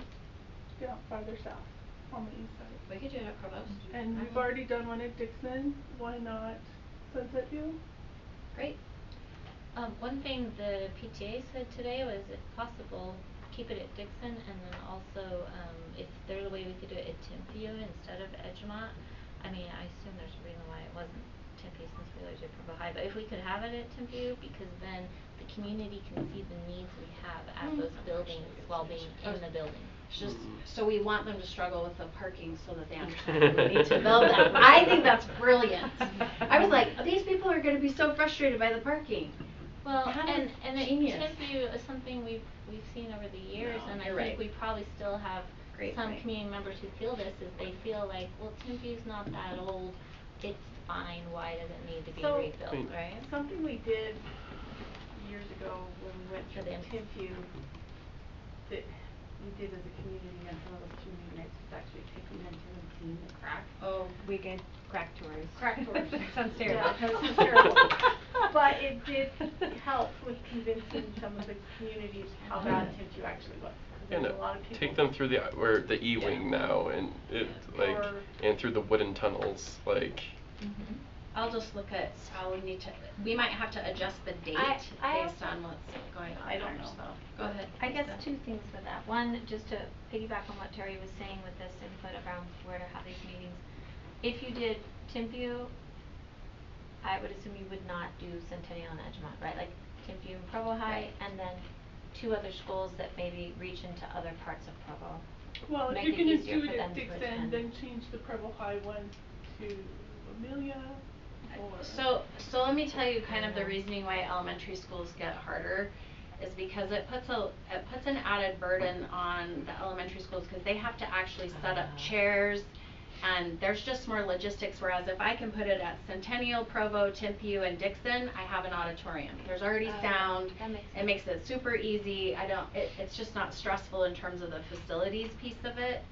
I think, Jonah, there's also a community message that those schools are Including everybody's everyone. schools, right? Yes. It's not Yeah, just that's somebody's good. elementary, it belongs Right. to everybody In that in feeder. that feeder, right? So, and then my other comment, that makes sense to me, I can appreciate that with auditoriums. My other question or comment then is just, the scope of this meeting, it seems like, is more around like kind of a view of some of our facilities needs in general, and some of the questions our community has around kind of financing and budget and constraints. I guess I just, in terms of touring specific sites that are problematic, that feels like we might be mixing in another purpose to that meeting. Maybe it's part of the purpose, I guess, but I would say maybe do that, like, if you come early, you go on the Well, that's, tour yeah, or no, something. that would be. I just don't want the meeting to get so many purposes that it's hard to be clear. Shauna doesn't know this yet, but she's gonna help me make a video. She's really good at videos. I thought it would be helpful to actually film and show that we could actually put that as part of the presentation to show why there's a need at each of that. If we're gonna do that, then you don't need to worry about doing the tour. Okay, Yeah. so that's what we just wanted to embed, especially when we're looking at our most immediate needs within the first 3 years, and this is why it's so imperative that we look at this, is because I just want you to see what this is about. And that these are spaces kids are inhabiting, like, and that are part of communities, and we need to be conscientious about that. And then it's something that can go on the website for people Yes, who for can't people who come couldn't be to the there. meeting. Would we be asking a survey at all at this meeting about, like, would you be willing to support Yvonne? Would you like us Would to you have like a to ask survey? I would like that. I think that would be helpful, just to hear what people are saying at those, whether or not they would be willing to support us. Or I what thought more what more information information do you need? We're or get- what? We are getting feedback already, right? I mean, that's why we're presenting this. Yes. Give them information, but but like at the Dixon meetings, we did a QR code, and they were able to put in like just some different suggestions, and I thought that was super helpful in the sense that it was just like, I got some really clear messaging about, please don't just board up this building, please don't, we love to have kids, we love to make sure that it's a part of the community, please don't sell it to a developer, you know, like, there were some clear messages, even though there were a lot of different ideas about the use of it, there were some clear messages that came through that I think we could get through a survey like that as well. So are we changing it to Centennial, Provo High, Timpview, and Dixon? Yep, let's do that. And maybe instead of asking, would you support a bond, what information would help you decide also, do you know what I mean? Mhm. You want an Yeah, 'cause open, we're not I you want an couldn't open-ended decide question instead of if a I yes, didn't no. know more, cause even, you know, last time, even after taking the crack tour, I was like, well, I don't know a lot about bonds and how they work, and I don't know what that impact would be on me, so I wanna say yes, because this doesn't look very good, Is but there- also someone else would come at me with information and I wouldn't understand that in the Along with context, this so. presentation, can we say like this would be what we're anticipating the impact would be, or? Yep, I meet with the bank tomorrow, actually, Yeah, she's so already- yeah, I she's mean, already on it. I'm trying to be proactive on the impact of Yeah. our current bonds, you know, what we can structure on payments so that we can get one off before we start making principal payments on the new one. So those are some of the things that we're talking about tomorrow afternoon. And then we can draw out a structure of, you know, and maybe in addition is what buildings would you like to see as part of a bond?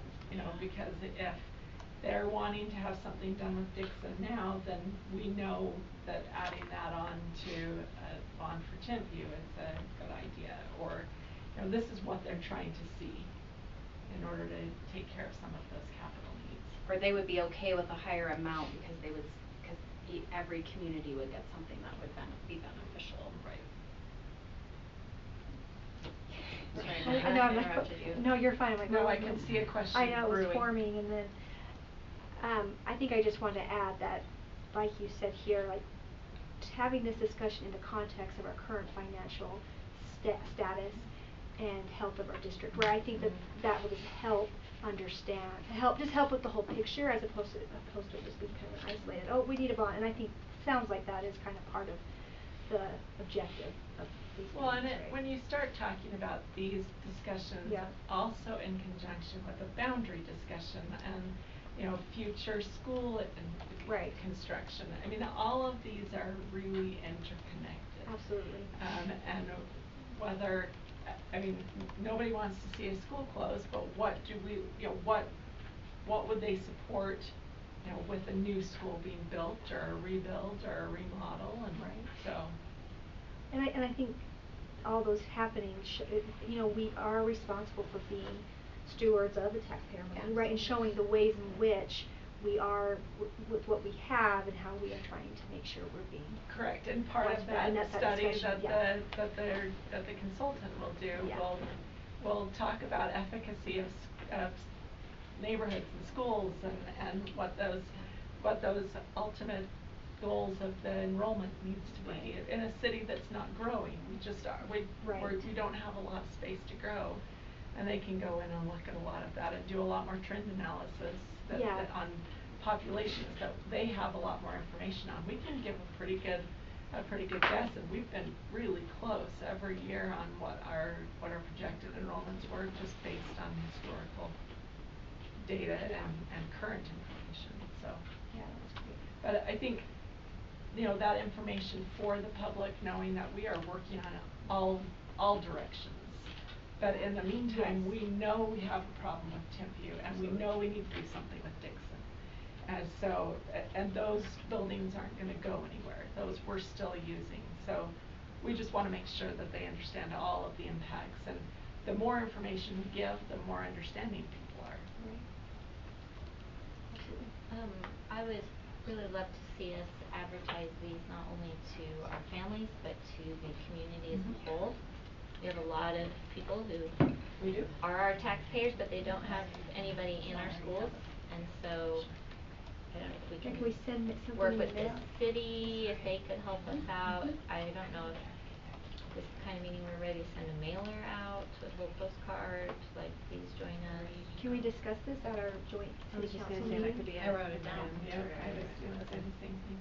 And it's a great idea, I mean, because it does impact all of our taxpayers, regardless of whether they have children, but each of them are impacted by children around them, regardless of whether they have children at home. And so, where this is really our only recourse, and what the legislature is doing to try to minimize the amount of income tax people are paying, our only way of gaining revenue for needs in the district is through property tax. So I think that there's a lot of misconception on what the district has control over. Yeah. Do we want to go ahead and assign board members to each night? That'd be great. What time are we We do not thinking? make 6 any o'clock decisions PM? there, Okay. so any board member can go to any of them without We violating don't wanna limit it any to open meeting. Right. Right. Okay, alright. I think it would be nice to make sure that somebody is at each one. Yes. That would be helpful. Yeah. But we don't have to limit it to 3. Okay, we don't need to assign it out or anything. Well, okay. Can you add these to our board calendar, Bonnie? And then we can get a pulse on who. And we're just gonna need to double check with Cynthia. the Cynthia date. Yeah, I'll make sure, I'll have Bonnie double check to make sure we can even have these, cause you know, May 15th at a high school and an auditorium. It happens to I be the don't- orchestra concert. Yeah, That's what I was so, gonna say. yeah. Okay. But it might be that,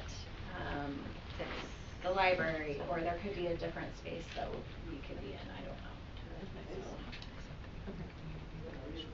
Awesome, okay, great. Well, we are exactly on time if we end this discussion right now. Unless anyone else wants to say anything about this.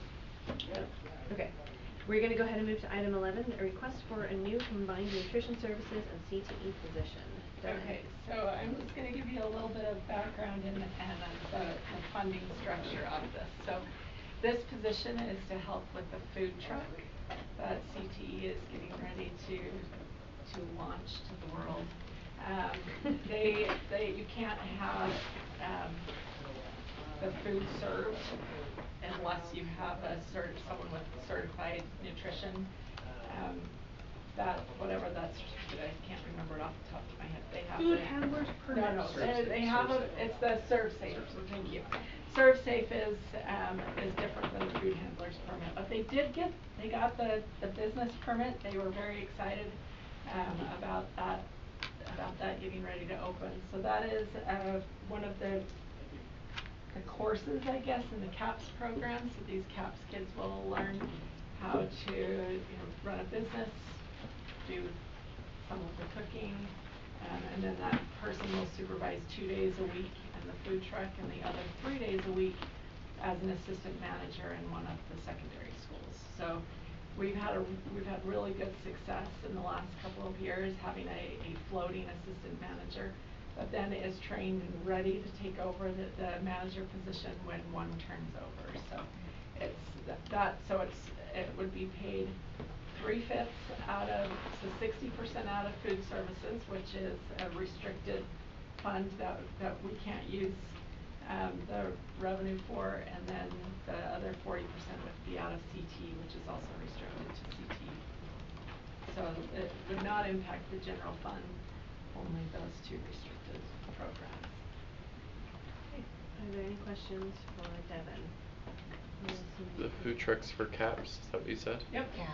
Is there specific places gonna be parked? There's gonna Yes. be 1 day a week at Timpview and 1 day a week at Provo High. Provo So High you guys really go needs and it. support. I think Provo High should have more than that, cause there's nothing to buy around there. Which wait, what are we talking about? There's a food The truck. food truck, food a truck. CAPS food truck. Oh wow. Yeah, we've had actually had a food truck coming out to our school, so Nug? yeah, the Nug, yeah.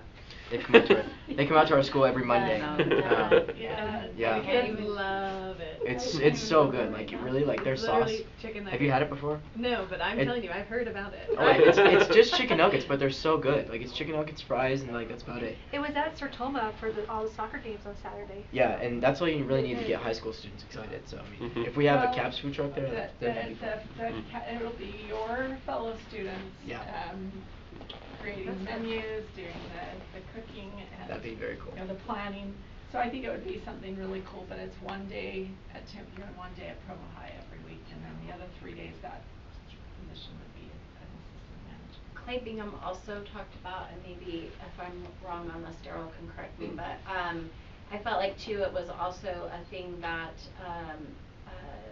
a group at a school Fundraisers. could use Yep. as a fundraiser. Some of So the if they clubs. wanted to go and set up concessions at a baseball game and say it's the debate team or something, or theater, then they could set that up and they would just pay the cost of what it takes, and then any of the additional would go into their fundraised account. But that's why we need the individual to Would help that with all that be piece. managed by that same Yep. employee then? Yes. Yep, that one. Okay, And so that- then there's not chances of like the baseball team Yeah, like no, ruining no, the truck or no. something. Okay. Ruining the I was truck. like, oh Well, my and our gosh. advisor would still, like, Right, there would okay. still have to be, you know, Similar to getting how you sick do before the concessions, game. how you sign That up to could sell be that. concessions. But no, that is one of the plans, is for it to create a fundraising opportunity for those girls. Okay, great. Okay, you might have already said this and I missed it while I was writing down other notes. So it's funded 60% out of nutrition, the rest out of 40% out of CTE. Are those out of existing budgets that we've already budgeted for and we're just approving it because it's more than 50,000, or are we having to come up with extra money? This is a brand new position, so the expectation for me is that any positions that we add are approved by the board. But it will come out of existing CTE funding and existing child nutrition. It's already there But the funding is already there. Okay. This is just a brand new position.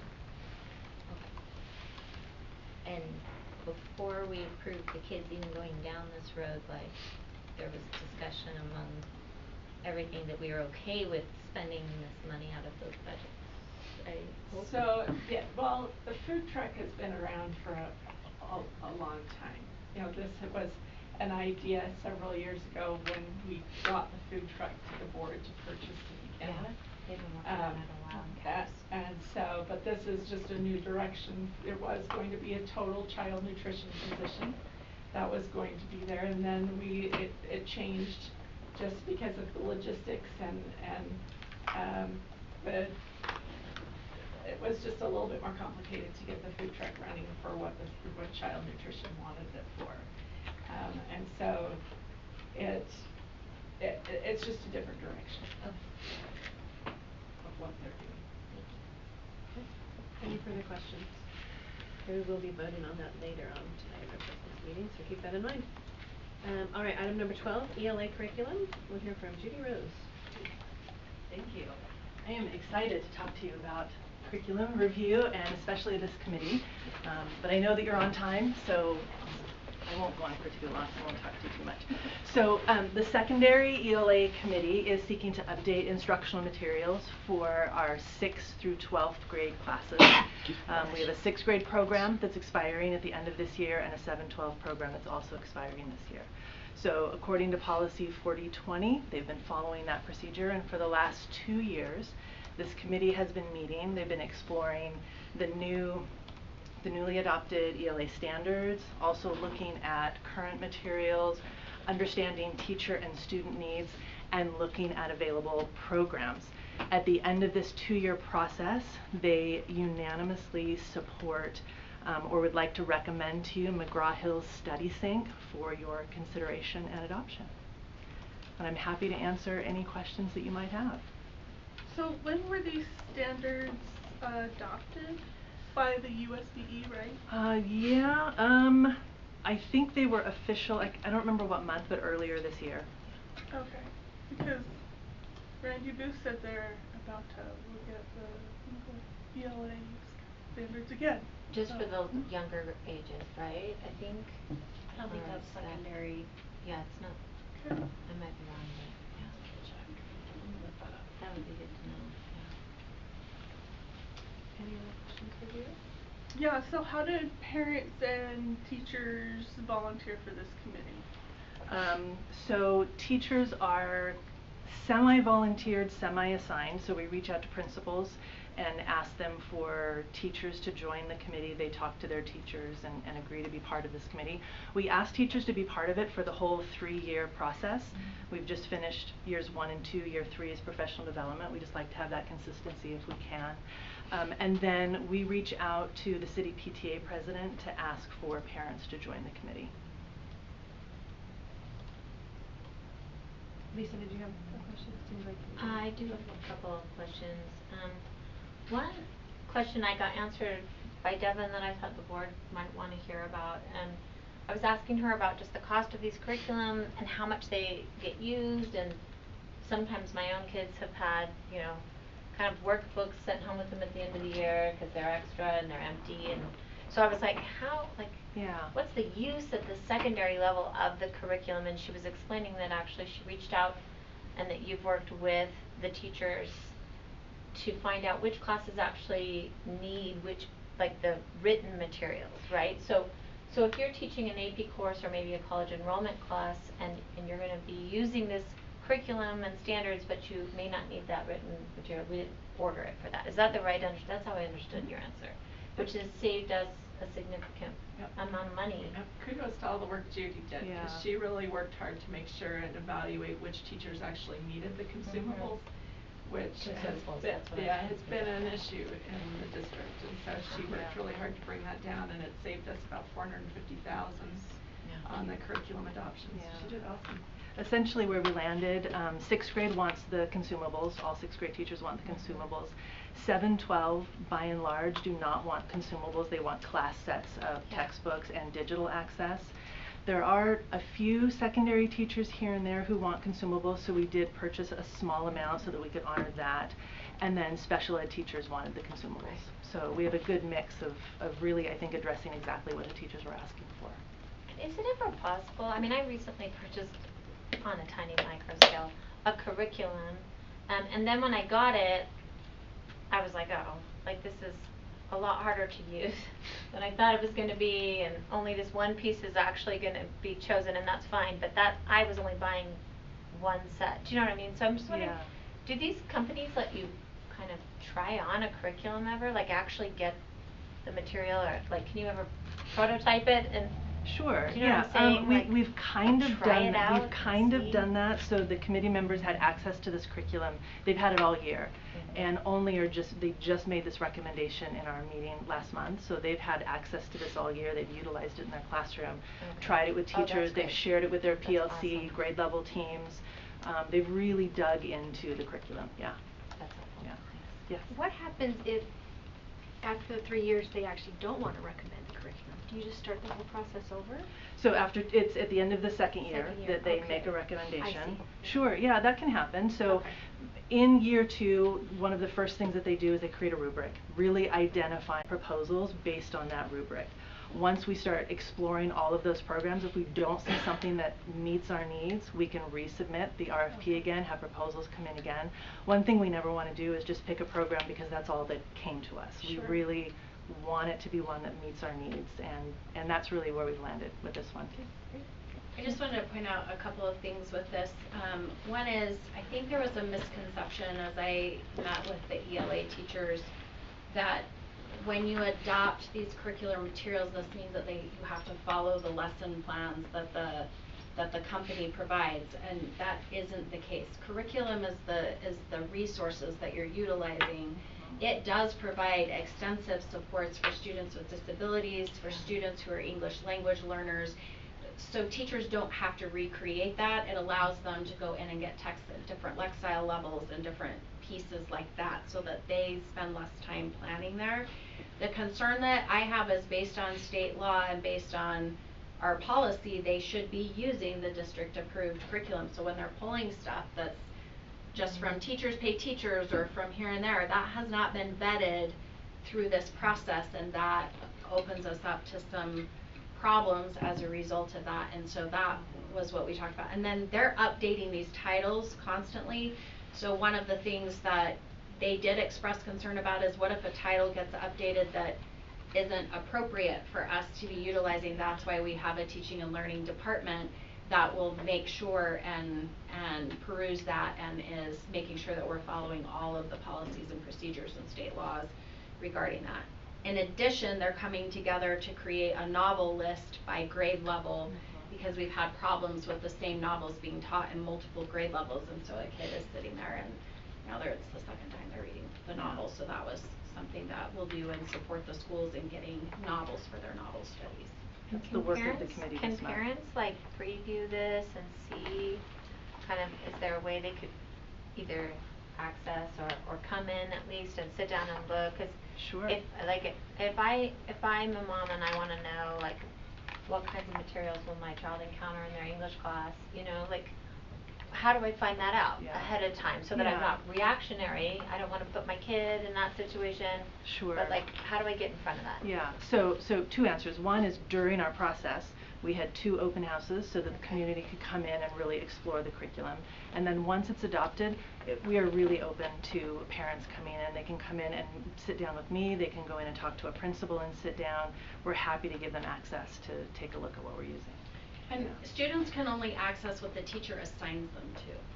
So sometimes what ends up happening is Oh, a yeah. person will go in and say, well, I heard this is on there, and then Right. no, the teacher actually has to assign that out to the student, and then the student can only access what the teacher is assigning. So And- maybe if teachers just communicate really clearly Yes. in their syllabus at the start of the year, that will help, because I just know sometimes I've been surprised by things and thought, oh man. Yeah. Now And I'm the trying to figure digital out aspect if of I say something or don't, or, you know. The digital aspect of this particular platform works well with Canvas, which will give parents access to what their students are doing, which is great. And one thing to speak to what Wendy was saying earlier, one thing that really attracted secondary teachers to this curriculum is the bank of resources is enormous. There's so much there. And high school teachers specifically can decide if they want to do a novel-based unit of study or a thematic-based unit of study, and either path they choose, when they come to the end of that path, they're still doing the same assessments regardless of the path. So teachers on a PLC team can teach to their own style what works for their students, but they still are following the same standards and doing the same assessments in the end. That's great, thank you. Yeah. So I see on this agenda item that we're approving the curriculum, but I do not see the budget part The large, attached. is Can the someone- large, is the next item. purchase request. The large purchase request. Thank you. So, we were gonna tag team. That's right. Any other questions for Judy? Thank you. Yeah, That's thank you so great much, Judy. Thank you. Thank you. Okay, speaking of large purchase requests. Yeah. Deb, you'll go over our large purchase I request. feel like there's a mic drop that needs to happen, because this has already been talked about, but the actual purchase is going to be the $885,000 plus shipping. So currently the shipping total that they've estimated is $18,459.21, but the way I've written the motion is that it will be the $885,000 plus shipping, so that we don't have to come back if it's $100 over what they quote us. So right now the estimated shipping is $18,000, which a little over $18,000, which will bring our total to $905. That's so much money. I will go There and is get no it. Amazon. And I'll bring it back to you for $10,000. Road trip. Road trip. Just kidding. I know, right? It is so much money. But Are they also overnighting that at that point? Well, there's also multiple years so they send one, isn't it 5 years of the, It is, so it's 5 it's years. not just one-time shipping, it's actually the shipping over the years. And this is a one-time fee for over 7 years, we're not gonna have like No, a license fee, fee. license This fees is a yearly. license for 5 years. 5 years. 7 years. 5 years. Oh, 5 With years. an option to do 2 extra if we need to while we start the next curriculum cycle. So typically licenses are always 5 years. We're just on a 7-year cycle. Yes. Yeah. Yep. Right. So the way we can ride it is 5 years is the license, but we can renew it for 2 so that we can get through that next curriculum cycle. Okay, any questions for Devin? Any other questions on the large purchase request? I just, the way Judy was, or you guys were explaining with the only use what you need, I'm not wording that the same, that is reflected in the price, Yes, right? the price was $1.3 million before we took out all the consumables that were not necessary. So Judy did an awesome job of making sure that she went and looked and see who actually was going to use it, because we certainly do not want to shred unused materials. And it's 7 grades worth of Yes. 6 through 12, so it's quite a bit of. If we have a teacher in that 5-year term or 7-year period, They'll honor our same cost. The bid is good for that amount of time, so if But we what if decide they to go want fast, like some of the supplemental stuff that we didn't, we can order we it can for them. order it. Yep. But it's better to not order get it. right. Yeah, It Yeah. is better to Add not it get as it and needed. see if they need it rather than buy it all and decide that none of it's needed. Yeah. Correct. Okay, good. Great, okay. Anything else? All right. Our next item, item number 14, we're gonna have a quick NSBA discussion. The purpose, so why don't you pull out your notes really quick while I'm talking so you can, there's gonna be 2 purposes of this discussion. The first is that each of us is going to give a 30-second summary, and Bonnie's gonna time us. No, I'm teasing. But I am serious, that we need to keep it quick, of your one one biggest takeaway from NSBA. We want the public to know and see and hear that we are being educated at these conferences and that we are we have learned some really great things. And after we talk about our biggest takeaway, we are going to have a discussion regarding our attendance at NSBA, if we feel like we still want that to be a yearly event for our board, or if we feel like we want to discuss other options. So I'm happy to start. If that's okay with everyone, while you're all looking up your notes. I could we did this amongst ourselves, so you did hear something that I talked about. You did hear this already, but my one thing that I'm actually excited about doing, which sounds silly, but is going to bring back and make sure that this year we do a self-evaluation on our board. I took a class about board self-evaluation, and a lot of good reminders. We've done it before, but I don't feel like it was as productive as I wanted it to be. And so I will be bringing that back. We'll probably look at ourselves in about October or November, and we're going to do an evaluation. And then what we're going to do afterwards is get some actual goals in place, actionable goals we can take to help further our board work and to help improve the work we're doing. So that's the one thing that the class that I took about board self-evaluation that I will be putting into, I'll be implementing and making sure we get that done this year. So. Okay, Jennifer. Was that under 30? I have a timer. No, it's easier for you. Okay. Do you want me to use it? I just want it to be quick. Yeah. Okay, go ahead, Jennifer. Okay. My two favorite classes both had to do with working with the community, and it just stood out to me about communication, and I got some concrete ideas I'd love to see how we can use in our district that I won't go into right now, but I did especially like the thought of having communication committee that includes some board members so that we can give feedback to the district on what we're hearing and how we can communicate with it. Okay, great. It's actually exactly 30 seconds. Okay. Okay. All right. So I wrote mine out. I'll be as quick as possible. I enjoyed visiting a charter school in the New Orleans area. It was fun to play in the technology room, and it was fun to hear their staff refer their students as scholars in their time. One of the classes I learned is that we can become a more data-driven district, and are we getting a good return on our investments? Like, are we getting, so that was one thing I really learned about. What can we make sure that we aren't doing just the same thing at the beginning of the year, mid-year, and end of the year, but being intentional throughout the whole year to making sure we're getting a good return on our investments. Something that we may want to look at is maybe paying our Title I teachers more, our best teachers helping the most marginalized students. Board members, be willing to look at all perspectives. When emails come in, it's okay to take a pause from the email and figure out the facts and not necessarily respond right away. We are all busy. This is not meant to be a full-time job, and we may need to say no sometimes, and it's okay. Okay, thank you. Lisa's good. Okay, two things. One, I just came away really committed to taking the work we've been doing with our community around strategic planning and making sure we exit that with a really clear tool that we use, first of all, to communicate within our district to one another around specifically what are our goals and how will we know when we're measuring them, and then outward facing to our community, a clear tool that says, here's a baseline for this thing, here's how we are going to measure success on this, and here's how we did it. And even if we didn't hit what we thought, like, here's what we've learned about what we can do, or, like, it's just a really clear thing. And then I would love for us to use that every year to tell our story within the community and to ourselves, and also to evaluate ourselves and to evaluate our superintendent and our business administrator. And the second thing was just a commitment to work towards looking into childcare for our employees. I just would love to find a way to tap into, I know there's grant money available. I think there's a way we can be working on this.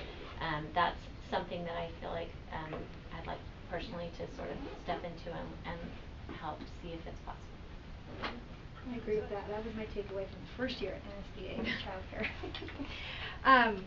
Okay, my biggest takeaway is gonna piggyback on that as well, Lisa. I went to one. Yeah, I think talking about using dashboards and using a strategic plan to very clearly show what metrics you're measuring your improvement. I love that they called it ROI, so instead of return on investment, return on instruction. So I thought that was a clear way to keep in mind what our investment is as a school district, right, on instruction of these students. And then in this, as part of this, and using the strategic plan to kind of use as an assessment for ourselves in the district and how we're all doing, they were able to, using a specific dashboard, able to provide their seniors and their graduates with almost like these mini portfolios, kind of delineating what they had done in the school system, which was, I thought was cool. So. Okay, thank you so much. Timing me? Yeah, obviously. Obviously. I really think we need an aviation program here. We have a airport in our midst. We have a great CTE program. We have 3 schools, soon to be 3 schools, like almost in walking distance. We need to have one. So we have, Terry and I, we don't have the meeting set up yet, but the guy is going to email us with some information just to see if it's feasible, to get the right people at the table, to see if this is something we want to do. Second one is how to get our Spanish speakers on board. What they said was radio. They use radio. So I want to work with, maybe start with LIA. Yeah, LIA, and see if they can help us do, like, maybe not get our own radio station, but do like something on Facebook. I had 3 classes that I really liked. One of them was the aviation program. The other one was onboarding for new school board members, because we don't do that and we need to. It's a huge learning curve for this job. And then my other one that I really liked was long range planning committee and the board was not on the committee. Okay. Which would be appropriate to, boundary changes, other things. Thank you. Okay, Wendy, were you interested in sharing? I don't anything? need to. Okay, great. Awesome. Okay, so then let's have a quick discussion. We have until 6:55 technically, so we have about 14 minutes. On how everybody feels about the value of attending the conference, and it was brought up that we need to discuss if we feel like we want to go every year still, if we want to go, for a while it was like every other year. Did anybody have any feelings or thoughts? I would like to go every year. I feel like I get something new out of it there's always something new someone's teaching. It always feels like the Alaskan school boards teach the really good classes on Robert's Rules of Order. I like going to those. Yeah. So you see value in going yeah. every year? Okay. I think there's value in going. I guess my question is, what is the value and what is the price? Right, is there a way that we still get that value, but just looking at the cost of it, I just wondered about that. I love going, and I would like to go every year, and I have so much to learn. I feel like it's like kind of for me it's been really helpful, but also I wanted to ask that question. We were in the back doing some math about some other really things. basic math. We were doing some basic math about like t-shirts and how many instructional, like if you paid someone $20 an hour versus giving it, we were doing math about that, and I was like, well, what's the cost of this conference where we are right now? And then we did that math, and then we divided that by how many hours at something, and then we were like, oh, we should talk about, is there a way to still get the same kinds of benefits, but possibly spend less money, or do it every other year? I don't know. So that's why I wanted to ask people what they thought about it. Gina? I think one thing we need to factor into that isn't just what our takeaways are, but we are professionals, right? We are elected professional officials, and we need to be doing best practice. And how do we know what best practice is?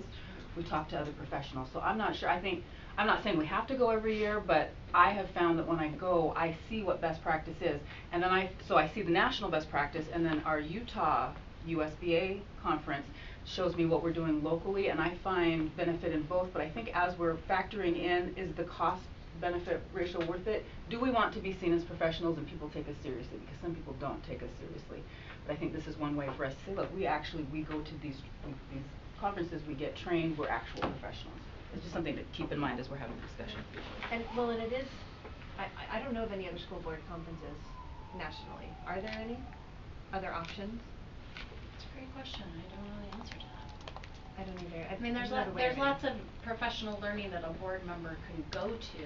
It's just this is really geared towards board members and towards superintendents and business administrators and what those relationships look like as a leadership team. So, and how you navigate that. There's very few other types of conferences that focus on those specific aspects of things. Meg? Yeah, I too find value in going, and think it's been very helpful the last 2 years for me, especially as a new board member. I do appreciate the opportunity to be together and to just kind of have that opportunity to hone in on how we work as a team and as leaders. I guess I do wonder if we can still get the same benefit going every other year. You know, I don't think, is there something we could do in the off year that would offset the cost a bit? I mean, I don't know. I mean, I agree with everybody's points, but part of me wants to go, you know, what are the realities of us actually implementing all the things that we learned? But you make a really good point that this is a chance for us to learn. Yeah. But I mean, you know, we have all of our takeaways, but how many of these are we actually going to implement into our These two are here because of the national. That's That is true. And Wendy's doing a podcast. I know, that was my takeaway from last year too, but I had nothing to do with that. So we are getting better, I think we're getting, when I was talking about return on investment, I think we're getting a better return on it than what we had been in the past. Well, and I think on that point though, as I've reflected, I do think sometimes in the last 2 years it isn't as much about actual program. I do think it's helped me as a board member, the lens I'm using when I come to meetings and learning how, like, what questions should I be asking? How should I be thinking about certain things? And I do think going to the conference helps me with that I don't get in other places, right? So that's hard to measure, right? As opposed to saying, okay, look what we've implemented because of these conferences.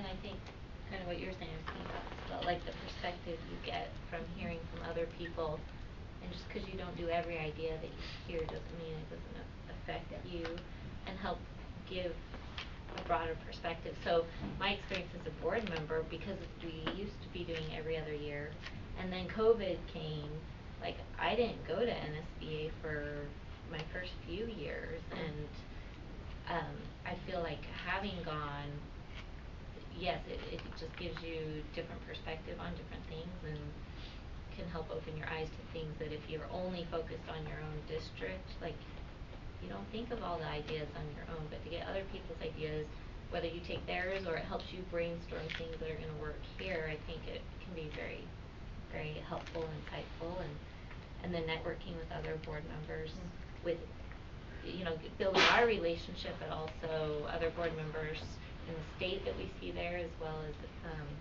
learning from those throughout the country. I think it's very valuable. Well, after Melanie and I were talking, I was thinking a lot about this. I didn't realize we were really going to talk about it here today. I thought it might be in the future, but I was thinking about last year as a brand new board member. I didn't know other members of the board very well, and we were launching a superintendent search.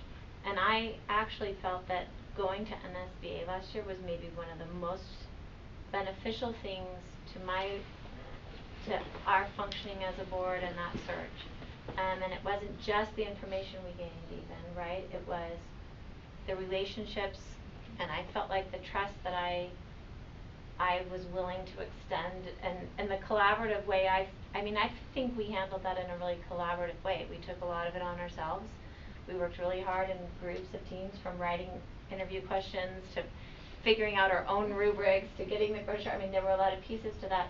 And actually, when I look back now, I actually think that time spent at NSBA was key to our success, which I'm so grateful for.